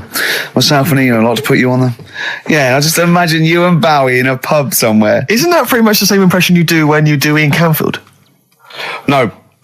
Ian Canfield's more like that. But not on air. On air, he's sort of like this sort of eloquent 40-year-old capital DJ. Yeah. And but when you talk to him in the studio, he's slowly turning into Tommy Vance, isn't he? It's one of his pillars of rock, Canfield. He loves Vance, Lemmy, Diano. If we run out of material later in the show, which is likely. Yeah. Considering we're now talking about Ian we ran out of it at 1:05. Exactly. But could I maybe just sort of interview you as David Bowie? Yeah. In a sort of humorous sketch. Yeah, that would be fantastic. Maybe it could be the idea that what if like David Bowie was, a cab driver? What would he say? What was some of the funny things he would say? We saw that, what was that in when it said, Dead Ringers coming up? If you've ever wondered what, it would sound like... Dead Ringers is this impressionist show. They did it's on Radio 4 and they did a TV version. Yeah, I saw it. What did you make of it? Didn't like it. It was all right. No, it was just that the write-up in the Radio Times, I think it was. Radio Times said, ever wondered what it would be like if Robbie Williams was singing George Formby, or what would it be like if there was an animal hospital was hosted by Anne Robinson? Yeah, yeah. I have wondered. Were those two sketches on there last night? Yeah, yeah. What were they like? You are the weakest dog. Skink. Or something? No, what was it? It was something like. They had to vote off an animal to die or something. It was something like that, yeah. It was This is flagging. Quick, do your Bowie again. Oh, come in here. Look, it's Tin Machine. Now let's play Changes. Hello, Iggy Pop, you nutter. Stop cutting your sound. Which one? For some reason, They want one of us to do an impression of Leslie Phillips. Can't do it. I can't. Doesn't he say ding dong? And hello and all that. That's not bad. But I want Carl to do it though. Yeah, go on, Carl. Go on. Hello. Well done. Say ding dong. Ding dong. Nice. Yeah. Do you do any other impressions? No. I can't think of any. Hello. Do that. Hello. Yeah. You look like a ventriloquist dummy. Hello. Brilliant. Oh, Carl. Do my name is Bond, James Bond, as though it was Sean My name's Connery. Bond. James Bond. Do that. Go on. My name's Bond. No, do it as though you were doing an impression. Sean. So I'm trying to be Scottish. Well, yeah. Well, yeah, sort of. Perhaps a bit more specific than that. Sean Connery. My name's Bond. Keep going.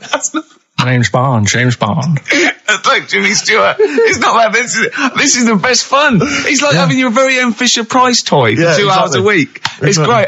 Do Roger Moore. Do that. Roger Moore. Phyllis Pierce, Percy Sugden. I'm licensed to kill.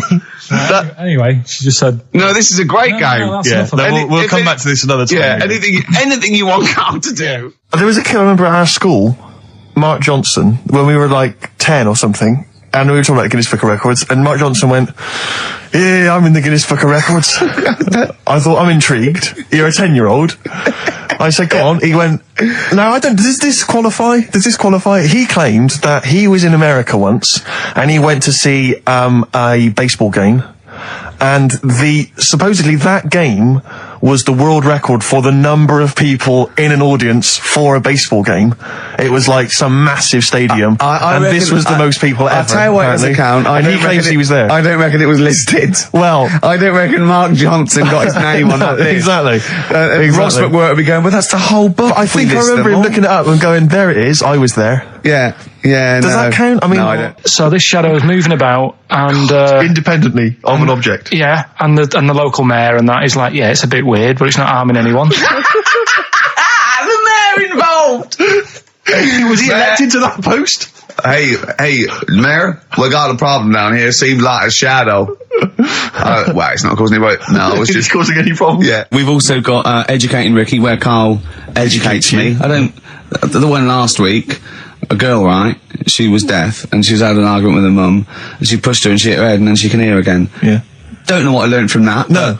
It might be subliminal. Something might be going. It might be a metaphor that I will learn from. Yeah, it's like a parable. Yeah. So look at his face. We might as well be talking Dutch, mightn't we, Carl? What's this? Bit of aqualung. Aqualung. Rockbusters next. And the middle one was that Scottish fella's made an error. That was Mystique. Mystique. So, does anyone get that? Extraordinarily, almost all the people who emailed in. I'm beginning to think it's us then, because I was thinking mistake. I was thinking muck error and muck mistake, but mistake. Yeah. So, do you want to pick a winner? Yeah, I was going to give the prizes to Amy Massey, who's from Wiltshire, the West Country. Losers down there, probably as weird as you. Yeah. Carl is our sort of, I say producer, but he's the one that pressed the buttons because I was too... body. Yeah, but I mean, it was just because I was too big to run the desk. Yeah. I used to have to do. Literally too big. You couldn't get behind it. Yeah. And then we discovered that, he looked a bit like a boring sort of, alright, yeah. But then when we sort of, poked him with a stick, he came up with, he doesn't realise, but some of the I think, some of the funniest extraordinary things I've ever heard. Say hello, Carl. Alright. Yeah. Should we play a record and do Wash Up with you? Yeah, we'll play a bit of aqualung then. Aqualung! Right, that's Aqualung. Good time's gonna come, innit? Right, Carl. I imagine him in dictionary corner. I've come up with cat. If that helps at all. Yeah. Memblent. Yeah, what does that mean, Carl? Just anything you want it to mean. What I've got, there's a dog that's got a cough in Singapore because it smokes 20 a day. Right, what was it? It was, why don't they just get a diary or some paper or something to write on? Yeah. Because snappy. I couldn't think of a heading for it. It's basically, Go on. people who have tattoos have never understood it, right? that they have something put on their arm. Right, sorry. Have we started the educate? Is this part of it? Are you educating me? This is something that will be useful in my life that I didn't know about. Yeah. Go on then. No, it's just that they've got a machine out, right, that does tattoos. Well, because obviously Ricky doesn't travel on the tube anymore. He's too rich for that. I never did. I always thought it was beneath me. Sure, but They I used have to walk everywhere, didn't you? But I'm still forced to. Take the tube, and I sat on the tube, and it pulled up, and outside the window, just happened to be on the station, was one of the posters with us. So I was kind of there, not realizing it was behind me, and these big kind of fat German or maybe Bavarian guys. Well, they're in lederhosen eating sausages. Yes, they were. They're Bavarian. Yeah, they were. And I noticed one of them kind of looked at me, then looked at the poster, then looked at me, just happened to say it, and wittered something to his friend in German. You know, I don't want to try and do an impression. That's freaking goggle-eye. Oh, whoa. I think that... No. But I know what you're thinking it means. It doesn't mean that. Right, okay. It means... What's a rough translation? Elegant boy. Right, okay, yeah. And so anyway, That's freaking goggle-eye. He pointed out the poster and his That's mate... lanky piss and streak. and his mate burst into laughter. And then we pulled Well, they've got a great sense of humour, the Germans. Well, that's indeed. the thing. But we rumbled onto the next. We rumbled onto the next station, and the poster was in exactly the same place. And this time, they tapped the shoulder of someone else on the train and pointed me out, and that person also laughed. An Italian? An Italian What it bloke, was. yeah. There was a French. Was there a bloke with a beret and a little moustache on the other side? Yeah. Was the United? Did you get on the United Nations Express? Just to, oh, imagine that. Yeah, it was fake. See the freak. Look at this freaky goggle eye. Right, whereas I love the fact that before you were at least pretending to be speaking German. Now this is an Italian with an accent. It's just a guy speaking perfectly good English. So you've not even disguised the insult there. Oh dear. Oh, that'd be lovely. Try and insult me in other cod languages. You could bring Europe together if they just like, instead of Esperanto, that there was just one common language. The language of freaky goggle eye. I'll tell you what would bring the Europe together is you maybe representing England on the Eurovision Song Contest. That would be great. With a self-penned tune. Should I do that? That would be magnificent. It's got to be worth thinking about. Just about everyone being the same. Yeah, like just about people being equal. Everyone, not and also mentioning the euro. Yeah. Just doing that. I like all different. I like all different cheeses. Oh, je t'aime la musique pop. Yeah. La baby belle. Et le cheddar. I mean, I'm not fluent French. Le grand fromage. Yeah. Oh, it'd be lovely, wouldn't it? And they'll all be there, all in their different. Well, every line uniforms. could be maybe in a different language. Yeah, and what would I wear? I'd wear sort of like a kilt. You'd wear a kilt, but you'd also have on your head one of those kind of big, what are they called? Those big furry hats that beefeaters or whatever wear. Yeah, one of them. Is it kind of a busby or something? A busby. Yeah. Wear one of those, or maybe a kind of policeman's helmet. That'd be Bobby's good. helmet with the kilt. Yeah, You'd have the clogs. I'd wear the policeman's helmet under the kilt, so they just thought I was really enjoying the show. Yeah. Good idea. Hey? Excellent. We talked. Well, I think we talked for about 3 minutes without having to mention some kind of genitalia. You're doing very well, We should actually, celebrate by playing one of my tunes of the year. Really? What one is it? U2 Electoral Storm. I know you're a big fan. I know you're a good big fan. choice. Well done. Cheers. Anyway, I didn't get around to getting drinks. Can't believe it. Can't believe it. Round to getting the drink. Right, so I said, right, I'll pay for the cab. Right. Oh, what a lovely Christmas gift that is. Yeah, So, £2.50. I paid, no, it was like in £3 Manchester there, it is. £3 back. So £6 you spent on him. Well, no, I spent more. See, that's what he said. He said, get the Bolton and back, can't he you, for that? said, oh, you spent on me £6 for my birthday. I said, no, I haven't, because I gave the taxi driver a tip. I'm a little bit worried about his attitude as well. Because even if, I mean, that is a stingy present, but you don't say... Well, I mean, let's be honest, that's the worst Christmas gift ever, because, I mean, you're pretty bad, like we discussed in the past, but at least you spend a bit of money. Yeah. It's just thoughtless. Yeah. This is nothing. I You know. haven't given him any time. I mean, I would... And I knew my demographic. They loved it, my yeah, family. yeah, the they couldn't scratch believe their luck. You know. Well, a tenner. You spent a tenner on him. Well, the cab fare was £6. But the thing is, it's not. I don't think he's saying that. I think it's the fact that this is like, you know, frittering away in it's kind of he would thoughtless, isn't have loved to. I'm sure he would have been appreciative of a lovely £10 gift that you cared about and bought. A book he probably likes fly fishing, doesn't he? By J.R. Hartley. If you'd have bought that, he'd have gone, "That's what I was looking for." Or what I was looking for, Carl. Bloody hell, Carl, you little bald twat. That's just what I wanted. So, all right. So just calm down. So what have you got planned for Christmas? Is this what, I mean, are you doing the same approach with Carl, Suzanne? excellent. You've paid me milk bill for this week. That were reet nice. I'm spent this year.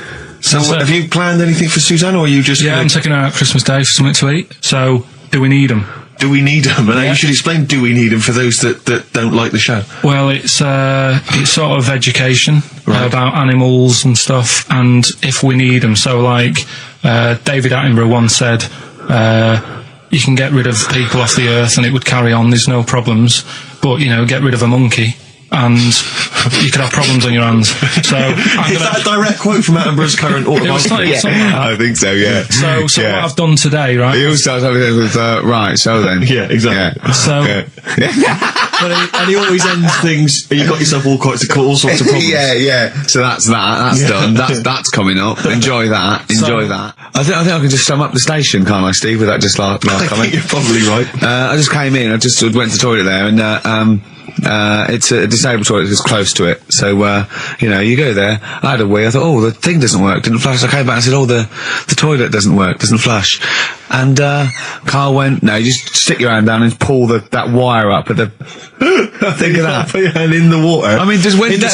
when David Bowie interviewed Zoe, come on, there's toilet's not flush. He goes, all right, baby, just stick your hand down, pop the shit down the U-bend, and just wipe your hands on your pants. Thanks very much. I mean, sums up this station, doesn't it? Absolutely. Next week, we've had loads of suggestions, Carl, for your best bits. It's basically all your best bits. Me and Steve are largely irrelevant in the voting. Yeah. So, you can compile your best bits next week, and they'll be loving it. We had a request for the little Chinese fellow in his pants, a horse in the house, cutting your hair on the railway station. If you haven't heard those stories, what does that mean? The little Chinaman in your pants, you've got to be tuning in next week to find out what that is. The only thing is, the old horse in the house was in the last best of. Was it? Yeah. Well, that doesn't stop. What's his name? If you're one of those people that want to see these clips again, tune in. Oh, is it on over Christmas? It'll be alright on the night. 84. Yeah. Someone kill me. I think I'm going to live forever. It's like we said before. Who goes to the recording of one of those? People in the audience. Yeah. I don't even know why she even gave you that interview.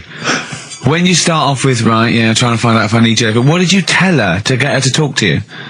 Just said I'm doing some research on stuff. Did she think you were a schoolboy or something?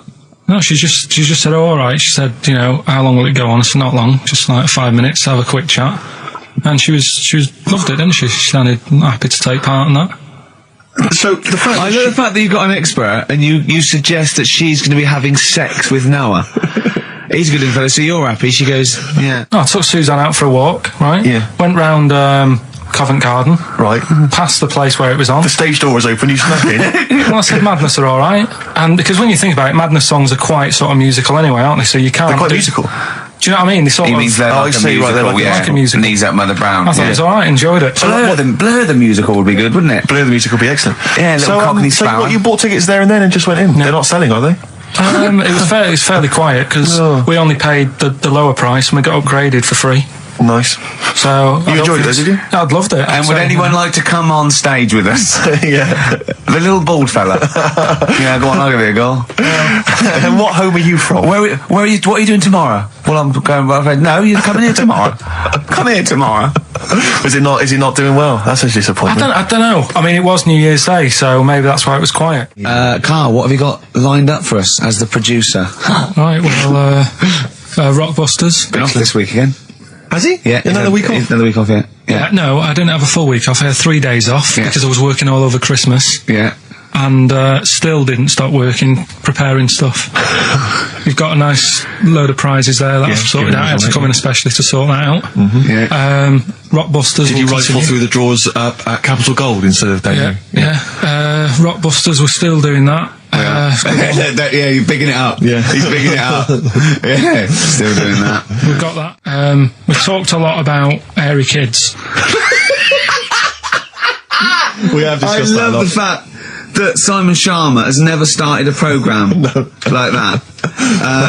the Jacobites. We've talked a lot about hairy kids. Go on. It's a little bit. I mean, it's not your traditional science stuff, but it's still interesting, and it's a little bit. You know, it's still. Yeah, we talk about hairy kids. We have disproportionately, honestly. I think this show's talked about hairy kids more than any other radio show. He said talking about Time Out. I said something about in Time Out, and he went, yeah. Do you read that? I went, yeah. I read it. I get it every week. Yeah. He went, there's no point though, is it? He said, because it's like a telephone directory. You know, if you want to look something up, you look it up, but you'd never sort of browse the telephone directory. And I went, that's an interesting point. He went, although I did.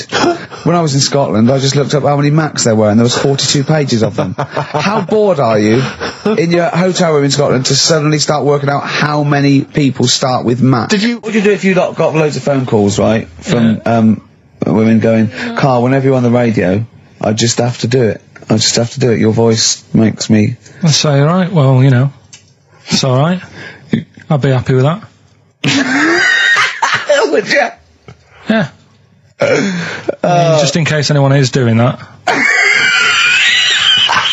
What would you do to sort of like egg them on a little bit to help them out? What do you think? What sexy things would you say? What do you think is your quality? What do you think people would find, you know, pretty horny about you? Is it your sort of mank wine, do you think? Like, just say this.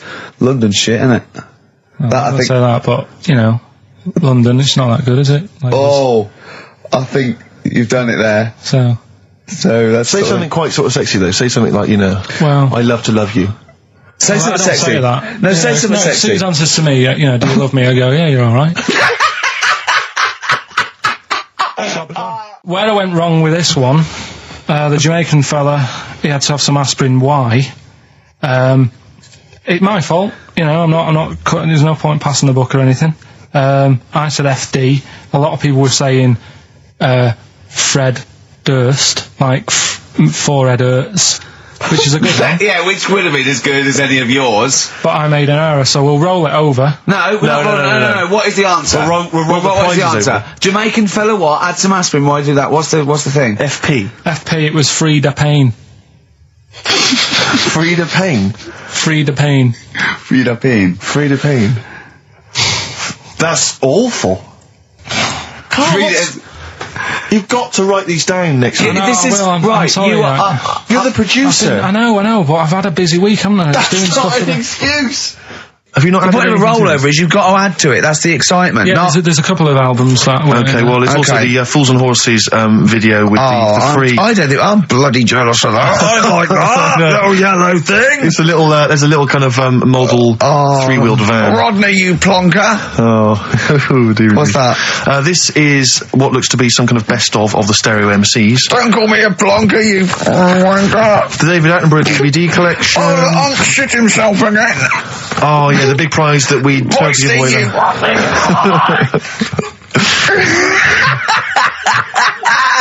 Best chill out.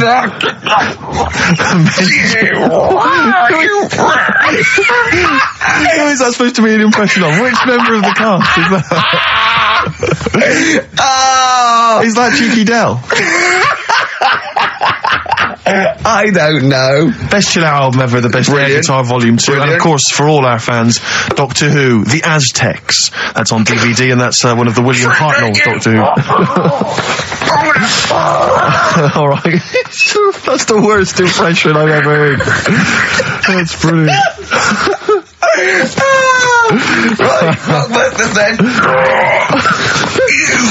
Right, three cryptic stuff.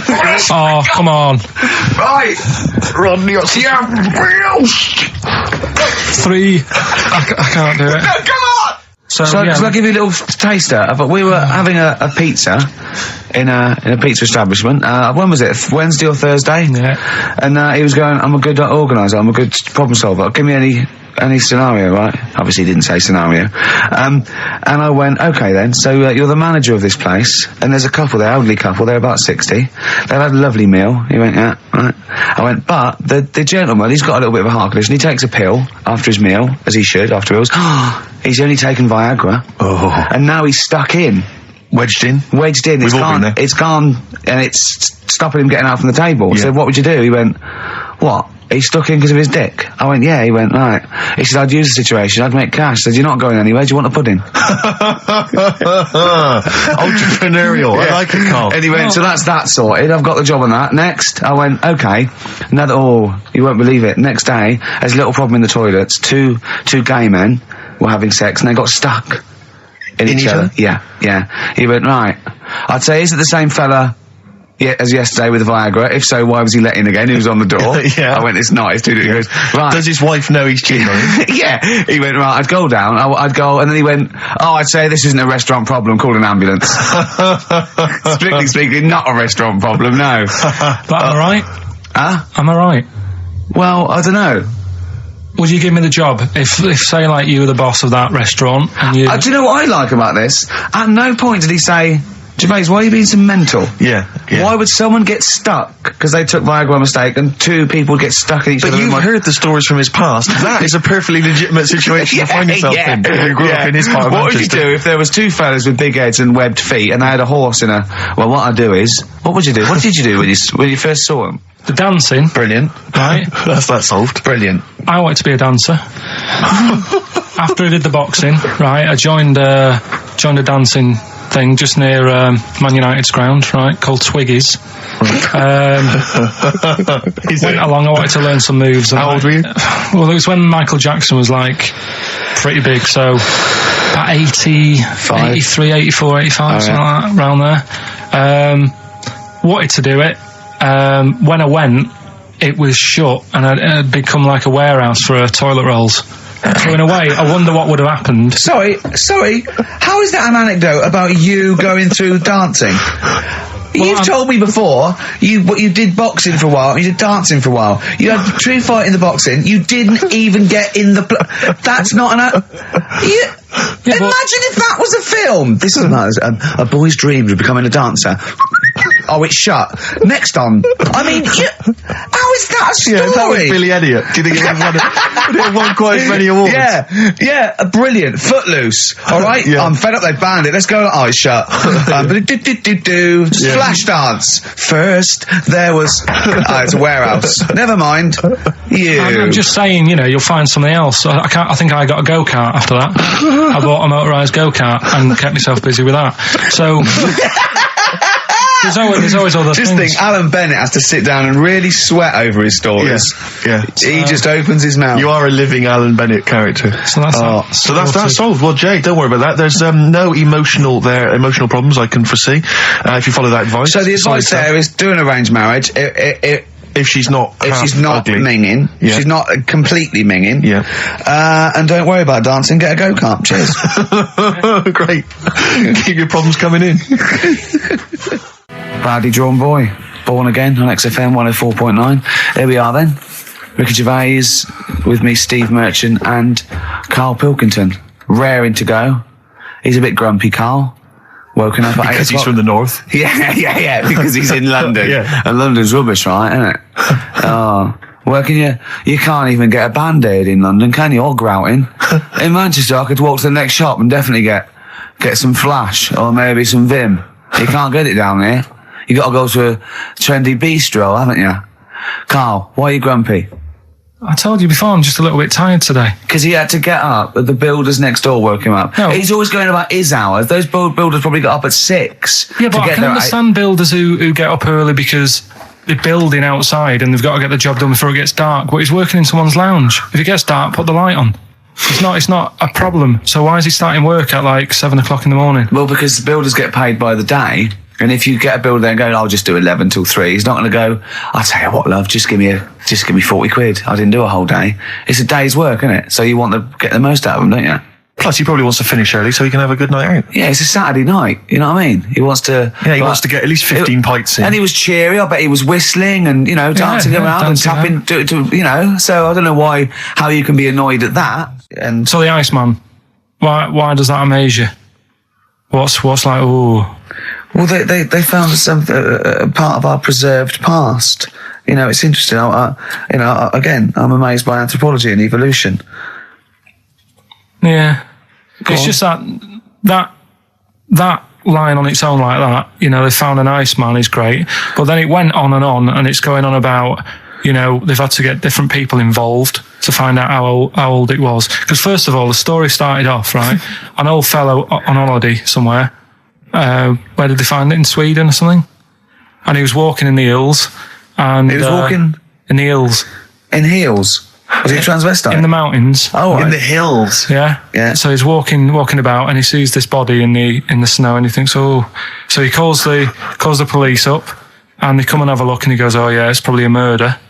So then they dig it up and find out he's got hold of a spear in his hand. Right, and he's dressed like Fred Flintstone. Yeah. Right. And they realise it's probably not a recent murder. Right. His knuckles are dragging on the floor. He's Yeah. a Neanderthal man. They Yeah. think, hang on, Karl Pilkington. But when they found out, hang on, it's an old thing. It's an old thing! Can it? If it was a murder recent, then you'd go, hang on, how did this happen? Who does he belong to? Yeah. Well, the chances are whoever murdered him is also dead. 5,000 years ago, probably, yeah. So leave it. Just bury it.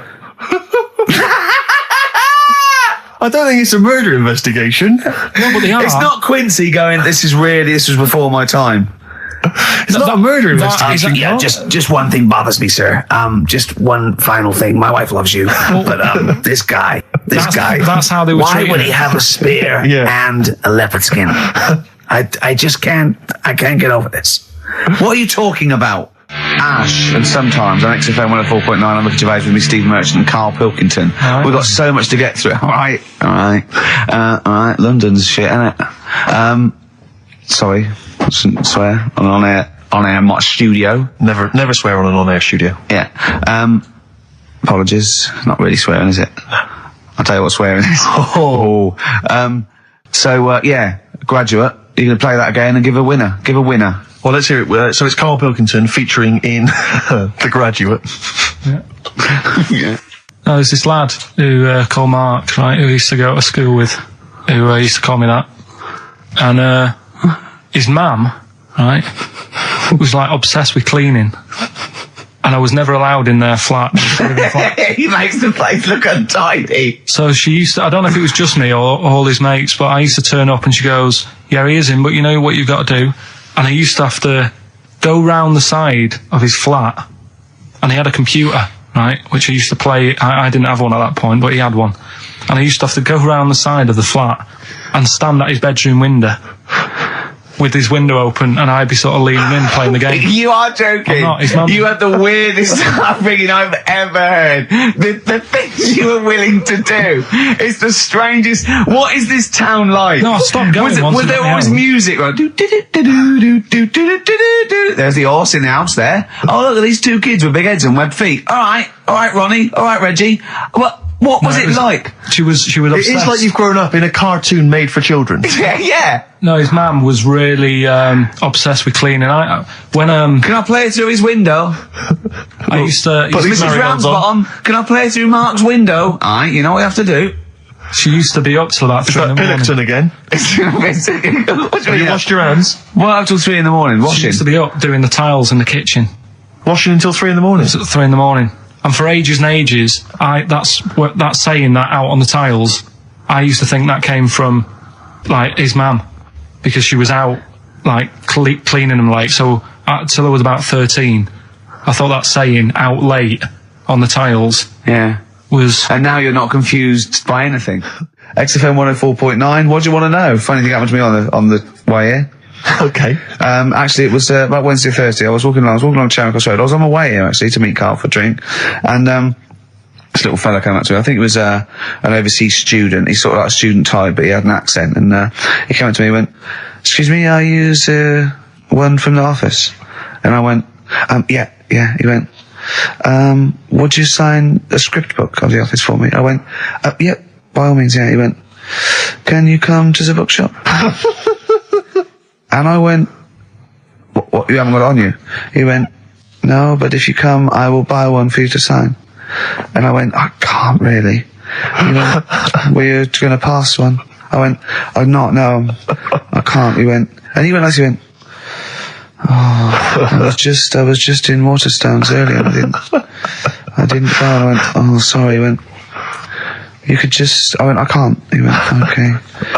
I went, I'll sign something else. Have you got something else I can sign?" He went, "Of course." and I signed a pamphlet or a brochure or something for him. But I love the idea. Imagine me going with him. I'm queuing up, and I'm in the queue. He's going, you're going, yeah, fine. Can you just hurry up?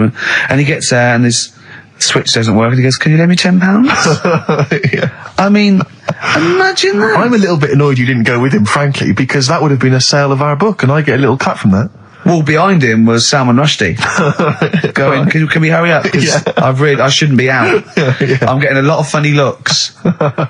Now, a lot of them obviously doing good work. There was one fella, I think you'd have appreciated it, because I know you are very politically active, and I think this guy has really studied hard, and he's realised the best way to make his voice heard on the international political stage is to ride around on a tricycle wearing a jester's hat. He was really shaking up the bloody government. I wouldn't want to be George W. Bush about now. Not indeed. Once he sees that. Once he sees that guy. Imagine his aides rushing in and going, George W., look at this guy. Where's that? That's in London, England. Okay, call off the forces. Is that a large tricycle? Yeah. Is he wearing a nappy? Get me Colin Powell. Why'd you call him Colin and not Colin? It's the way he likes it. Don't about. Just call off the troops. There's a in a jester's hat. Call the troops off. Just bleep some of those bits.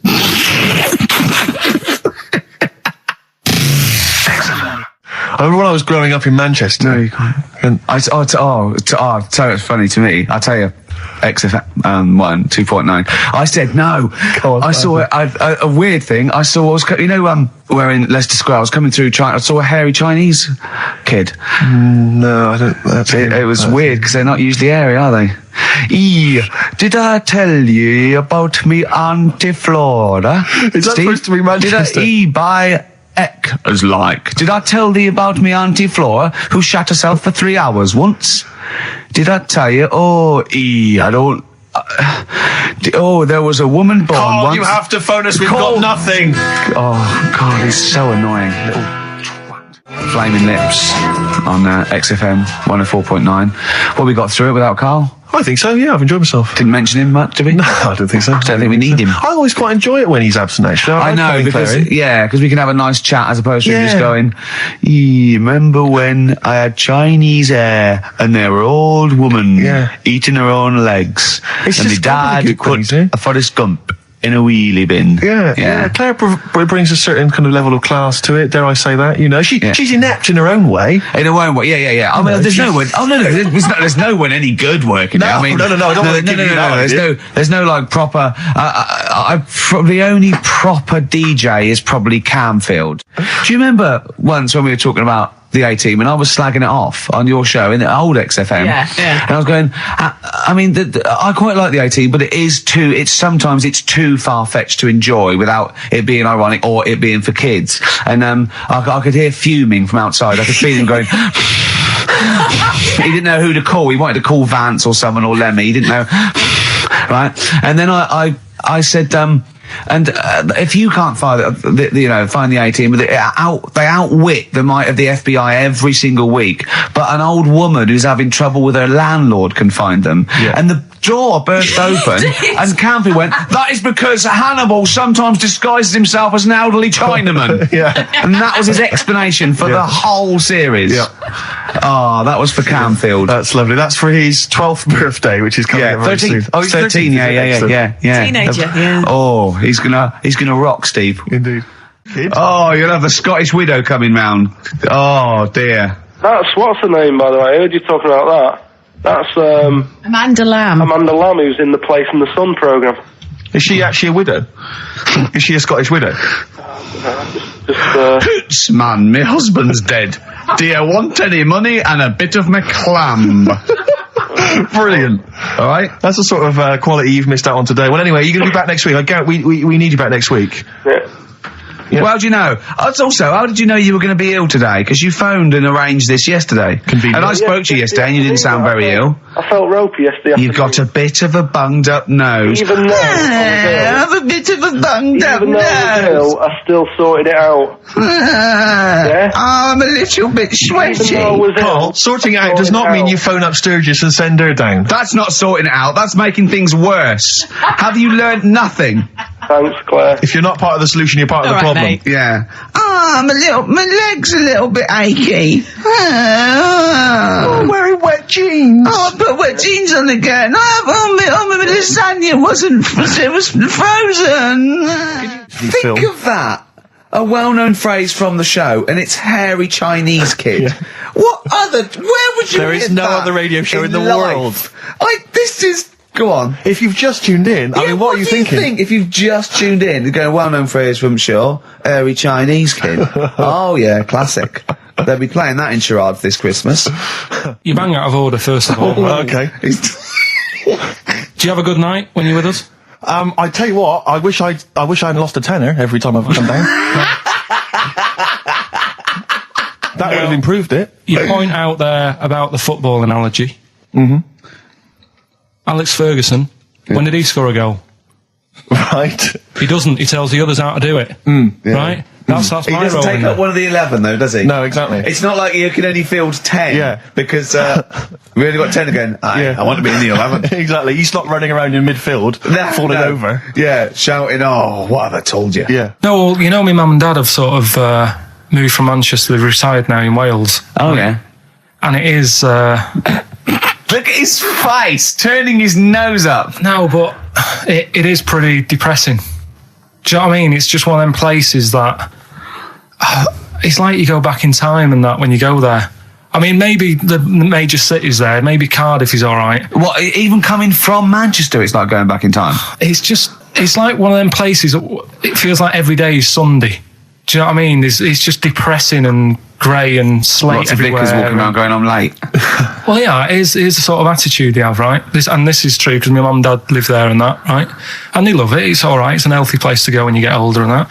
But this is why they don't move on in Wales.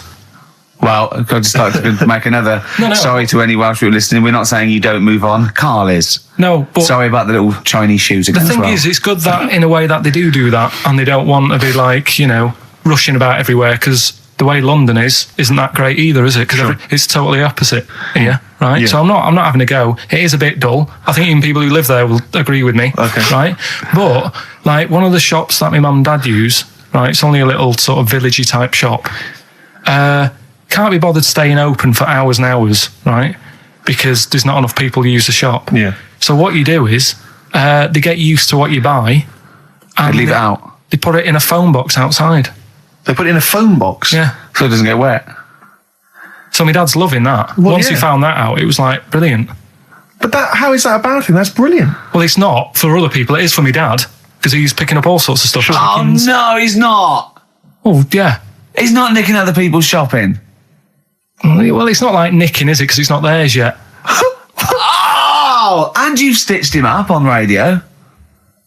Well, of course, because they're going to think, who is there in town with a Manc accent who hangs around a lot? Who keeps making phone calls and is getting fatter. Yeah. That's You've stitched him I right love up that. there, I Carl. love that your dad was excited when he found out. I can't believe that he's moved there. He's retired to this little village where it's based on trust and community, and he is abusing it. He's using his scally Manc ways. Bloody hell, Lakers, there's no bread again. There's old women Was going empty. hungry. Yeah. Their cats aren't getting fed, and your father is just, I can't, that's obscene. That's obscene. Oh, I think it's Die Thief. That fella from Manchester. Come on, Monkey News. We'll play a song and we'll... No, do let's Monkey play a News. song, let's play a song. Oh, it's a great track. Cheer up, Carl. Is it new? Is this Waiting for an Alibi with Thin Lizzy. What year was Doesn't have to this be new. It's brilliant. What year was it out? Oh, Einstein wasn't new when he came up with the greatest theory ever. Oh, hold on. Hey, hold on. You're not new. You're not new. So anyway, I found these things. Do you know what I mean? Yeah. So explain this again? Right, so I got back off holiday. The first job I found out I've got to do is work with Ricky for a voiceover. I do a regular thing. I do X-Ray magazine, but I'm allowed to make the script up, and they said I could, so I did. Right, so imagine this. Well, I know you, Rick, and I know you like to put a lot of work into these things. Yeah. You want to do a good job. So he rolls up, he says, let's do it then. He said, what's in the magazine? I said, well, here's a selection of stuff. This is what you've got to sell. He said, leave it with me. He goes into the little booth, and the first one he comes up with is this little advert for it, right? X-Ray magazine. It's out now. It's £3.50 May edition. Music of Tomorrow. Dandy Warhol's picture, and there's a free CD with it, all the Placebo and the Donners and Smog and Nightmares on Wax and Alpine All Stars. Only £3.50. It's out now. Buy it, innit? Have you got a sore throat there? Well, that's all right, isn't it? And he was going, you can't. I said, we are doing that. I've done one. That is it. That's it. So I persuaded him. He went, right, okay, we can possibly put that on XFM, right? I'll have to see, right? I wouldn't do it again. And he went, but you need one for Capital. He said, Right. Capital will know what I went, right, I'll do one more for Capital. Right. Because all the stations advertise the XFM magazine, right? So this is the one that you thought would be all right for them.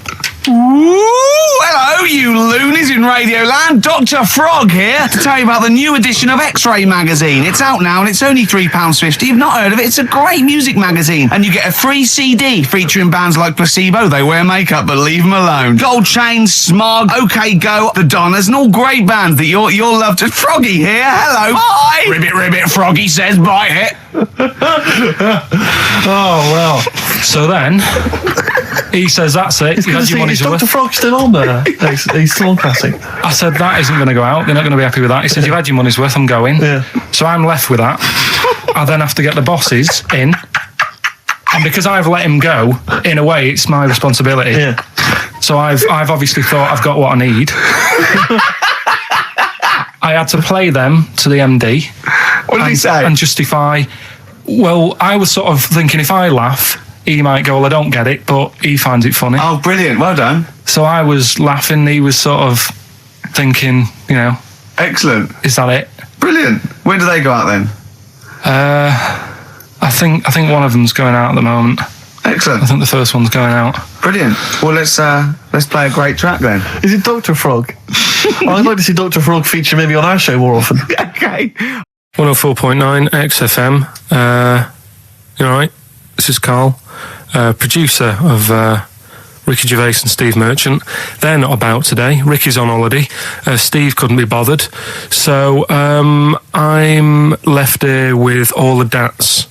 That's a digital audio tape of all the shows they've done since they've been here over the last, I don't know, year and a half or something. So we'll play you some of the best bits.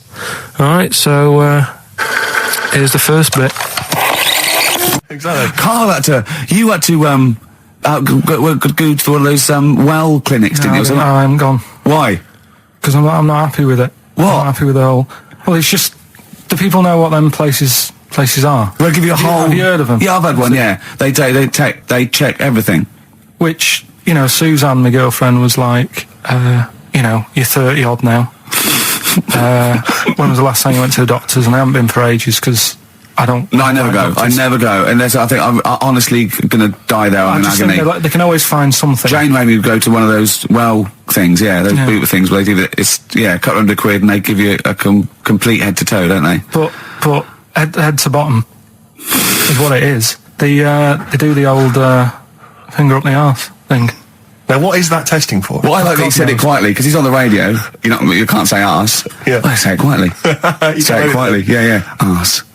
Yeah, arse. That's what our mistake was because we got a complaint up, Hal, didn't we, for saying. And I'm talking about a male chicken here, which is a cock, as you know. Yeah, and we said that word, right? So if we'd have gone cock, we'd have probably gotten away with it. You can get away with murder If you just whisper it very So go on then, yeah. So. I'm not going because I'm not having that done. I don't understand what they're going to find up there. That's Your head? no. Why can't you just? I mean, it's the heart that I worry about the most. Do you mean that in a kind of romantic sense? No, I mean if They you would have to have a long finger, wouldn't they, to check that out? They go, it's something wrong with your left ventricle. Now, this thing about the doctors, they hold your testicles and they make you cough. Yeah, they don't hold the testicles anymore. They just put it sort of like by the side of them. And what's that testing for? I don't know. I think it's something to do with if you got something wrong with your diaphragm or something like that. You can't You can't do it when they press there. I don't know. It shows them something. So it's not doctors having a quick feel. But so you can. well, that's good because do you remember when Carl said he's going to die of cancer? And I said why? He said I don't check my balls. I said why? He said I don't like the feel. So they feel it for you. They feel them for you, and you can just relax, shut your eyes, and think of England. But don't mess with them. What do you mean? You can do more damage messing about with them. Just leave them. And there's two anyway. You can afford to lose one. Yeah, I don't think that's the point. I think the point is it sort of spreads, doesn't it? You know, you've got to check the. I mean, I'm not saying if don't do it because they spend a lot of money saying to people, have a quick feel if you've got the time, what have you. But I don't worry about it. Leave it alone. Why, out of interest, why do doctors stick fingers up your arse? Check the prostate. Check the prostate. Yeah, because if it's swollen, it could lead to all sorts of problems. Again, they're not having a laugh, Carl. They're not going, hang on, look at this bald little mank fella. But there's no nice way. I'll feel his balls, stick a finger up his arse and send him home. 300 quid, please, on you go. What about me art? It's fine. And they're all laughing. Roger, Jeff, stand behind that two-way mirror. yeah, what's this? I'm not going anyway. So. Really, you're not going because you don't want... No, I'm not happy with that. It doesn't even matter. It's not the fact he's a stranger. If it was someone who I knew, it'd be just as bad. That'd be worse! Imagine that! At a dinner party. Oh, God. Oh, look, hello, Roger and Selena. Do you mind, Roger, Would you allow any of the celebrity doctors to do it, though? Dr. Dre? Any of those? Doctor Who? I just don't understand in this day and age. Would you allow Christopher Eccleston to stick his big northern finger up your... Do you got a song on anyway? In the week, I called Carl up. I said, how are you, mate? He went, not too bad. Now, as you know, his girlfriend's been away for ages, hasn't she? Covering the World Cup, the African Nations Cup. She's a sports journalist. Well, yeah. All right, okay. I love the fact you're thinking, what does that mean? Like, well, she's not much of a journalist, Rick, to be honest. I've read some of her stuff. No, but she's not on air. She does stuff, Behind the scenes. Yeah. Sure. A lot of journalists do. You always want to make clear that you're not going out with Kate Adie. That's what you want to make clear, isn't it? Yeah. Now, so she'd seen none of the meteoric rise of Carl as a broadcaster. She's been away for the whole time a since you've sort of raconteur, become... a wit, a cult figure, to be honest. And he hadn't told her this, so apparently he went home and she was sitting there, looking a bit grumpy. He went, all right, so yeah. She went, should we go out then? She went, I'm not sure I want to go out with an idiot. Right? Oh, no! Yeah. And she went, Loch Ness Monster. Why don't you just think, of course the Loch Ness Monster lives in Loch Ness. And she was giving a bit of a hard time. She went, that's why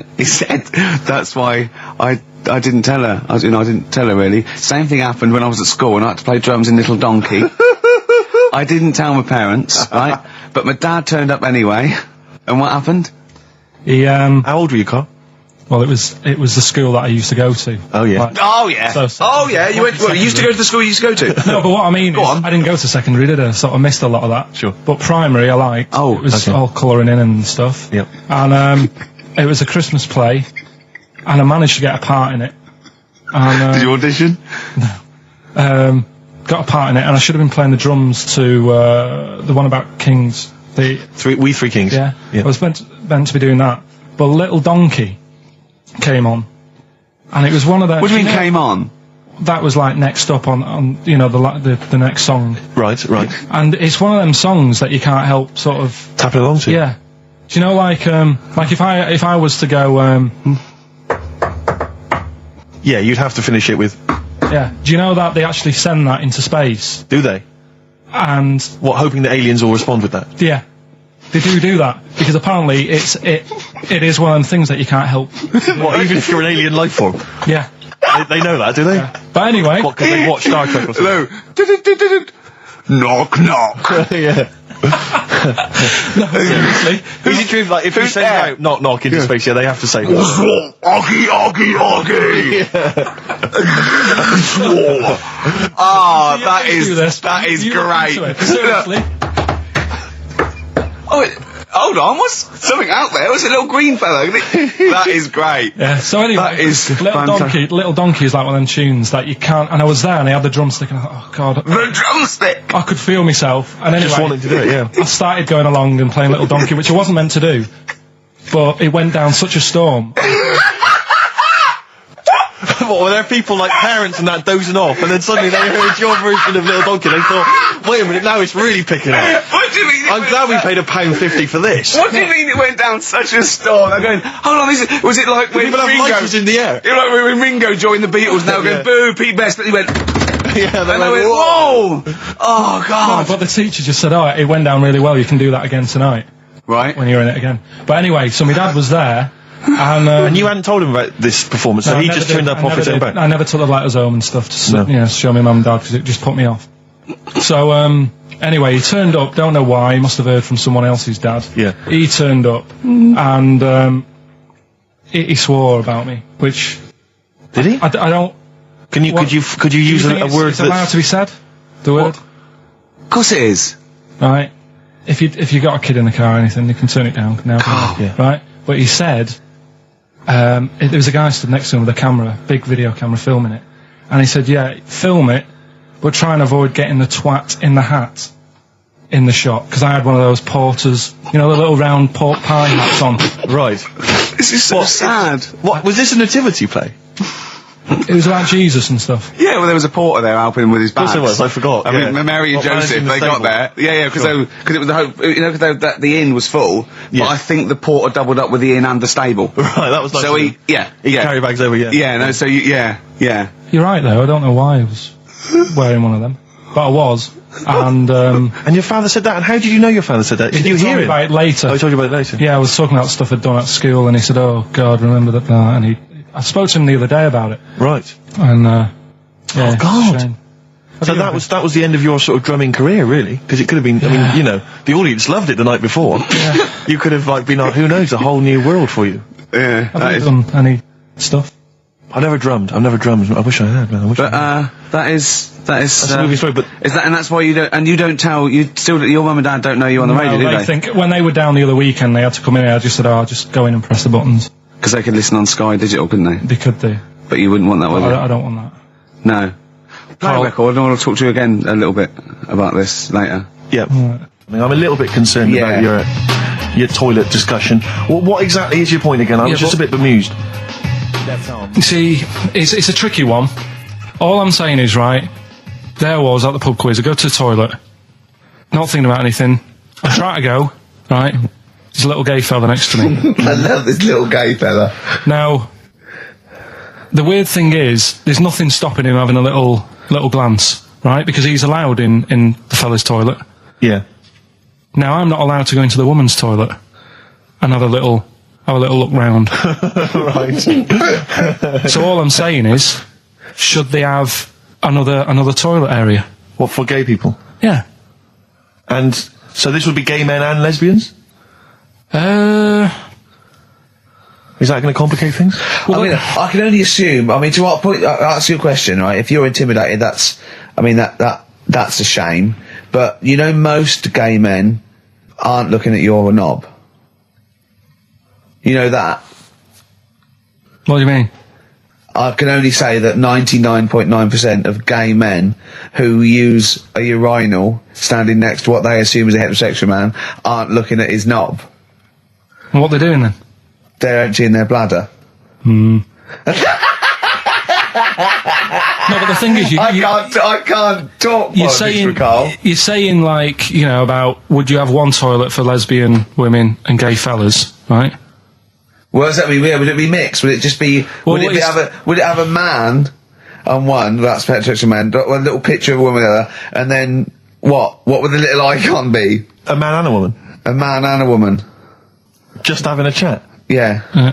In pink and Doc But Martens. you couldn't mix them, because then what would happen is you'd get people who are going, oh, I'll play up to this a bit, What, pretend to be gay? and yeah, you know, sort of grow a moustache and shave their head. And pretend to be a lesbian. Right. Yeah. So, I see, so you know people pretending to be gay so they could go in and have a look at the lesbians? Yeah. Right. So that would mean that we need 4 cubicles now, would we? Yeah, no, this is fine. 4 cubicles. So every pub How now... many toilets do we need at the Every moment? pub's now got 4 toilets. Oh, Carl, bisexuals. Yeah. Now, interesting. Bisexuals. How many toilets do we need now? Call the council. Do you use any? Huh? No. No, because they're interested in everything, aren't they? Because a little bisexual fella will be looking at your knob. Right, with them, Yeah. what you do, you just have a door, you open it, and there's one urinal there, so you can't get a queue. They have to sort of wait. I just thought that, well, why can't there just be a thing between the urinals so no one can look at anyone else's knob? Wait a minute. Just to go back to Ricky's point, what stops, even if we've got the toilet for gay men, what stops the gay men who want to have a look at your willy going in the regular toilet and pretending that they're straight? Most men don't wear gay across their No, head. exactly. They don't have a tattoo. There's no branding yet in the British house where they have to declare. So we're going to have to expand this. What So we've do all you- got to carry identity. Do you know cards. you can see a gay, can you? Coming a mile off. No? No, I'll just hold it in next time. No. Can you tell gay men? Do you know a gay man? I'd say probably if you did if you lined some people up and said point them out, I reckon I'd get. But hold on, we're not talking about people dressed in leather with the arse cut out and an handlebar moustache. Yeah. We're talking about the everyday non-seen. Of course. Yeah, but I mean, suppose I put you in a room and there was 10 naked men, right? Yeah. And there's 5 gay men and 5 hetero. Could you walk along that line looking at those gay? Am I naked? No, you don't have to be naked. Why would you have to be naked? To catch them out. Play a record. How would you catch them out? Don't go into it. Don't go into it. Don't go into it. Play a record. You're listening to the best of basically Karl Pilkington. What should we do next? It's too much. We do we need them out of the way? Do we need them out of the way? Yeah, just Let's explain it again. if you're new, I'm sort of on a bit of a mission to find out. We've got a lot of animals and insects in the world and stuff. Yeah. Do we need them all? It still amuses me. So we found out we've got to keep jellyfish. We've done octopus. Just said we've got to keep them. This week, snails. Do we need them?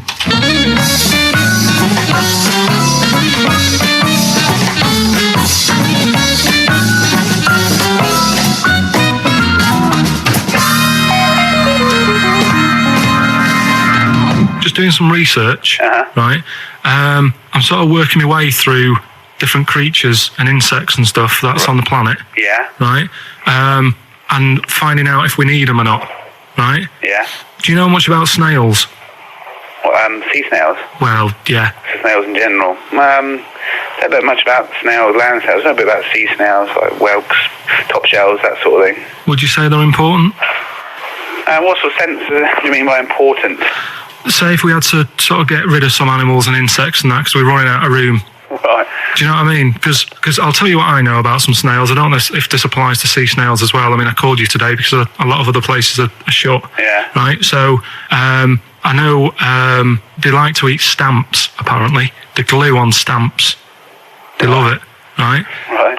Apparently a lot of letters and stuff aren't getting to where they're meant to be getting because snails are crawling into letterboxes and eating the stamps. That obviously doesn't apply to the sea ones, but that's a problem they're causing. All right. Were you aware of that? No. I didn't know that. But you're glad you answered the phone today? Right? They love beer. Beer, yeah. Who doesn't? And also, I don't know if this is right, but I heard that they sleep for 13 years, or can do. Right. I wouldn't know if they can sleep for 13 years or not, but I mean, sea snails are pretty important. Yeah, they do quite a good job in the sea. They graze on algae and they provide food for other animals. I mean, you can say that about any fish. Any animal. Why do they exist? Would you be upset if someone said we're getting rid of them? Oh yeah. You would be. They're an animal. I wouldn't. Forget being like favouritism and all that I get for them, right? There'll be other things knocking around you can sort of spend your time looking after. You'll still have a job. Don't be worrying about that. Because I'm not going to get rid of all the fish. Jellyfish need looking after, so you're safe. Yeah. But do we need them? Come on, there's loads of people saying, come on, we've got to move on through the animals, and you're holding them up saying, well, I want to keep them. Well, who's saying we need to... That just sounds a bit crazy to me. Just imagine. Do you know what I mean? And they would come to you because you're working in an aquarium, so they'd be asking for your advice. Right. And you're slowing it down. Well, they asked my advice and I'm giving it to them, so, that's what I think anyway. Yeah, but snails, I mean, like I say, they drink beer and that, What did they do apart from some food for a whelk? They were around. Their descendants were around a lot longer than we have been. Yeah, they've been around a long time, but what have they done? Well, they've survived that long, so they must be doing something pretty good. Well, apparently they sleep for 13 years, so really, even though they've been around for ages... I think that sounds a bit... I don't think they sleep for 13 years. Not all of them, just the tired ones. So, snails, do we need them? Well, yeah, I just think they've got to... Just as, it's not for us to say, do we need them or not, we can't just... So you think we should keep them? Yeah, definitely.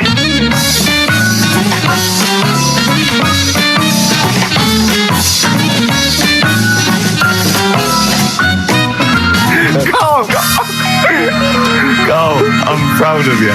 That He was getting really quite annoyed. I know. What did he think he was doing? What? I don't know what you tell these people. I mean, you don't get their permission to play this out, do you?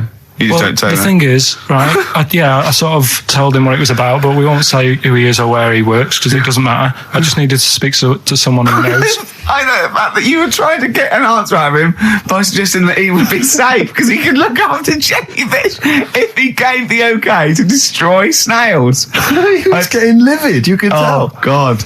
Brilliant. So he's been around a long time, but what have they done? That was great, Carl. Play a record. Well done. Bit of Amy Man. Oh, I'm obsessed with this song, Red Vines. It's brilliant. When we were talking to Carl in the week, things we're talking to Carl is that you come up with something that's sort of like quite innocent, and he goes, once, right? And you realise that it's comedy dynamite. He doesn't know it, but we want to go save it. And he let out, you were filling in a form, weren't you? It was all like your girlfriend thinking you're a div. And it's happened before, isn't it? Because she came home and you'd filled out a form to get a job once, hadn't you? Yeah. What was that for? Granada Telly. And on it... Well, let Carl explain. Yeah. You see, this is what annoys me with job applications, because rather than just saying, do you want the job and what can you bring to this business? Yeah. Do you want the job is a good one. Because the thing is... That's sort of them for the boys. No, listen, right? Because if they say no, I don't think they want the job. Yeah, but listen. Go on. I mean, I presume with what you do, you have to take people on and stuff. Well, in a fight, you mean? You know what I mean? Yeah. And I think it's more important that you're willing to graft and put the hours in. Sure.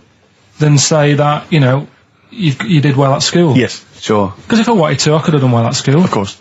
I just didn't want to. Yeah. So where's this going? So you had the application form. So when it came to the qualifications bit and that, I couldn't fill them in because I didn't have any qualifications. And it was also asking about your languages. And I put down English quite good. English quite good. And his girlfriend came over and seen the form that he'd sent off. This was a copy of it. Yeah. And so she went, oh, you know what I mean? So that's what started, the disappointment. So they're going to get that and think that you're not English. I don't think I've got it. It was ages ago. Right. How long ago was it? Oh, well, it was when I was still in Manchester, so 5 years ago. I don't think you've got to know. No, I think you'd... There could be a long list. I mean, there's probably a lot of admin problems in that organisation, but they probably... But what I meant by it is that I can speak English, but I don't know all these long words that people use all the time. Yeah. Oh, God. Oh, can I just tell this quickly? In the week, I'm talking to you now, the listener. Usually I don't. Yeah. Carl said, about embarrassing him on air and that, and he's worried about his education, and he was worried about not knowing long words. Like, we come up with any long words. And he said, no, I was scared, you were going to ask me something about, someone, and he's Eastern European leader. His surname is Milosevic. And Carl said, so I learnt it this week, and learnt it so you can't catch me out in case you start. I said, what? And he said, he thought about it, and he went, Flobodan Milosevic.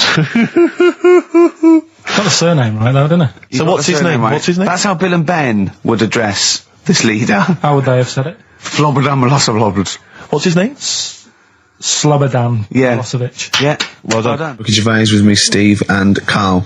Carl, why have you got a headache? You got a headache? Just a bit stressful because the moves on this week. Are you moving house? Oh, by the way, the XFM listeners came round to my house and bought the futon and table. Did they? Were they happy with it? Quite normal. They were well happy. Yeah. Couldn't believe the luck with it. What do you mean quite normal? What do you mean quite normal? Well, it's always a bit scared, isn't it, getting people round. I imagine they were scared. And were they excited to see you? Could you tell that they were pretty pleased to see you? No, I don't think so. I mean, You're Karl Pilkington. Yeah, but the fellas sort of, I mean, they brought the whole family round, which was a bit odd. Well, it's not often they get the chance to visit a living creek. Anyway, no, they were nice. And you're moving now, yeah? He said he phoned me up today. You know, it was absolutely tipping it down. Right? He had to cycle in, right? Because he said, because of the move, he doesn't want to leave his bike round there. Right? And he said, and Suzanne, I can't say this in case he's listening, can I? He won't know. He said Suzanne's hired the oldest removal man in London. You should hear him. And the thing is, right, we booked him because everyone else happened to be booked out, but this fella's free, right? So he called up this morning. I've never spoke to him, but he was on the phone. He sounded about 90. Yeah. Carl thinks that he's going to have to do all the work. And the thing is, right, it seems to be all he cheap. wanted some Werther originals. Right, listen, he seemed to be cheap because it's £50 an hour. But how long is it going to take him? Yeah. Oh, that's genius. When's the move on then? When's the he's coming round. He came round today to bring some empty boxes, and he was struggling with them.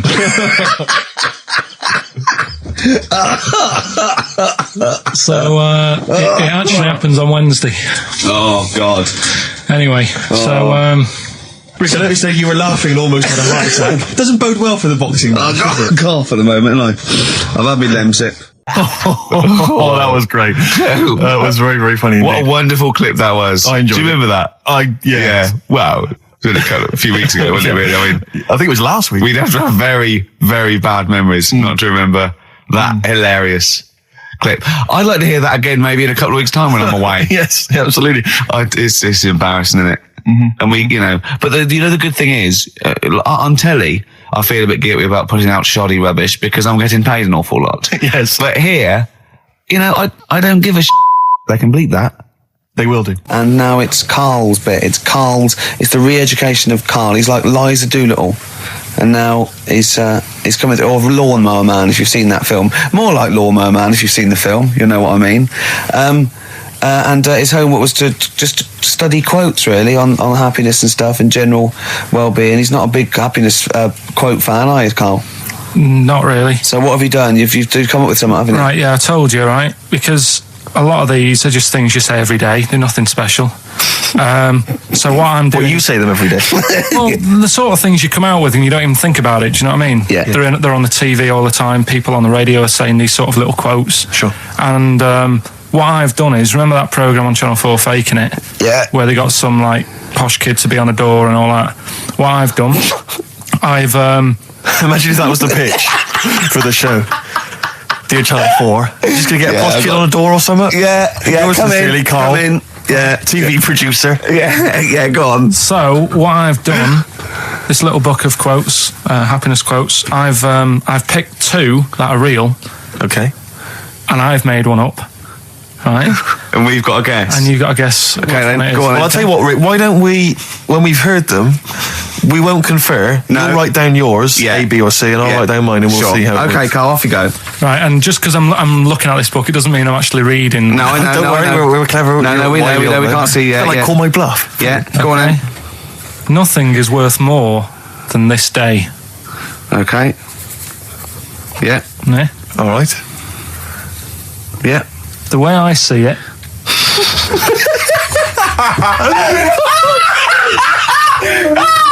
Oh God! My head's gonna burst. No, hang on. My head's gonna burst. No, Hang on. this might not be Karl's. It might not be. How do you know I haven't tweaked them a little bit? Yeah. Good Okay, point. fair Good enough. point. No, good point. The way I see it, if you want the rainbow, you got to put with the rain.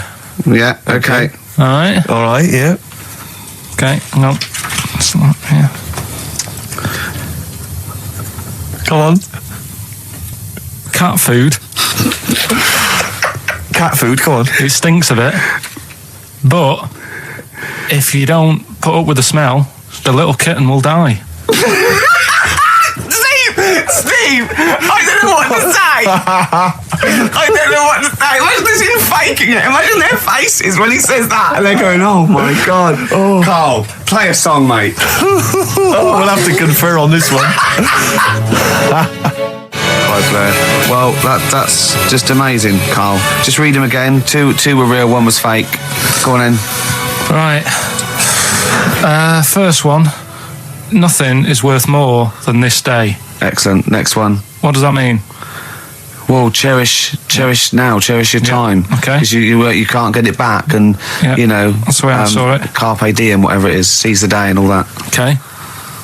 If you want the rainbow, you've got to put up with the rain. Yeah, of course. Yeah, rough with the smooth. You know, it's not all plain sailing, but you know, rainbow's beautiful, but it comes because of the rain, which you might not like. So make the most of everything, and good. Cat food doesn't smell good, but if you don't put up with it, then the little kitten will die. Right, now, Carl, that is a good effort. Now, that one's yours. I mean, obviously, right? Right, no, but it's a good effort, right? I mean, it slipped seamlessly into the others.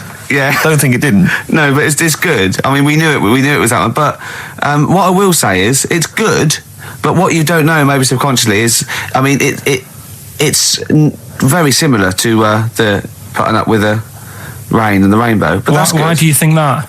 Well... What does mine mean? Well, even though it smells bad, it's good for something. Right, so I didn't look at it like that. What did you look at that? I kind of thought... Was yours more specifically about cat food, generally? Because, you know, normally it's an analogy. Yeah, or a metaphor for something, you know, much bigger. Well, no, the way I mean, Dolly Parton, who I think did the rainbow rain thing, she wasn't specifically concerned about weather conditions. No. It was a sort of general idea. Yeah, it's all about life. Yeah. Well, that's what I've done. Go on. I've used an everyday thing. Yeah. And put it with today's problems, right? Go on. So, like, my girlfriend, she might like to go shopping for clothes. I hate it. Right. But because I love her, I put up with it. Ah, that's nice. Yeah? Yeah. So, you love that little kitten. You can't stand the smell of the stuff you got to feed it. But because you love it, you go, well, you know, I'll pull with this just for a few minutes, and then I can, like, squeeze its head later and give it a little... Sorry!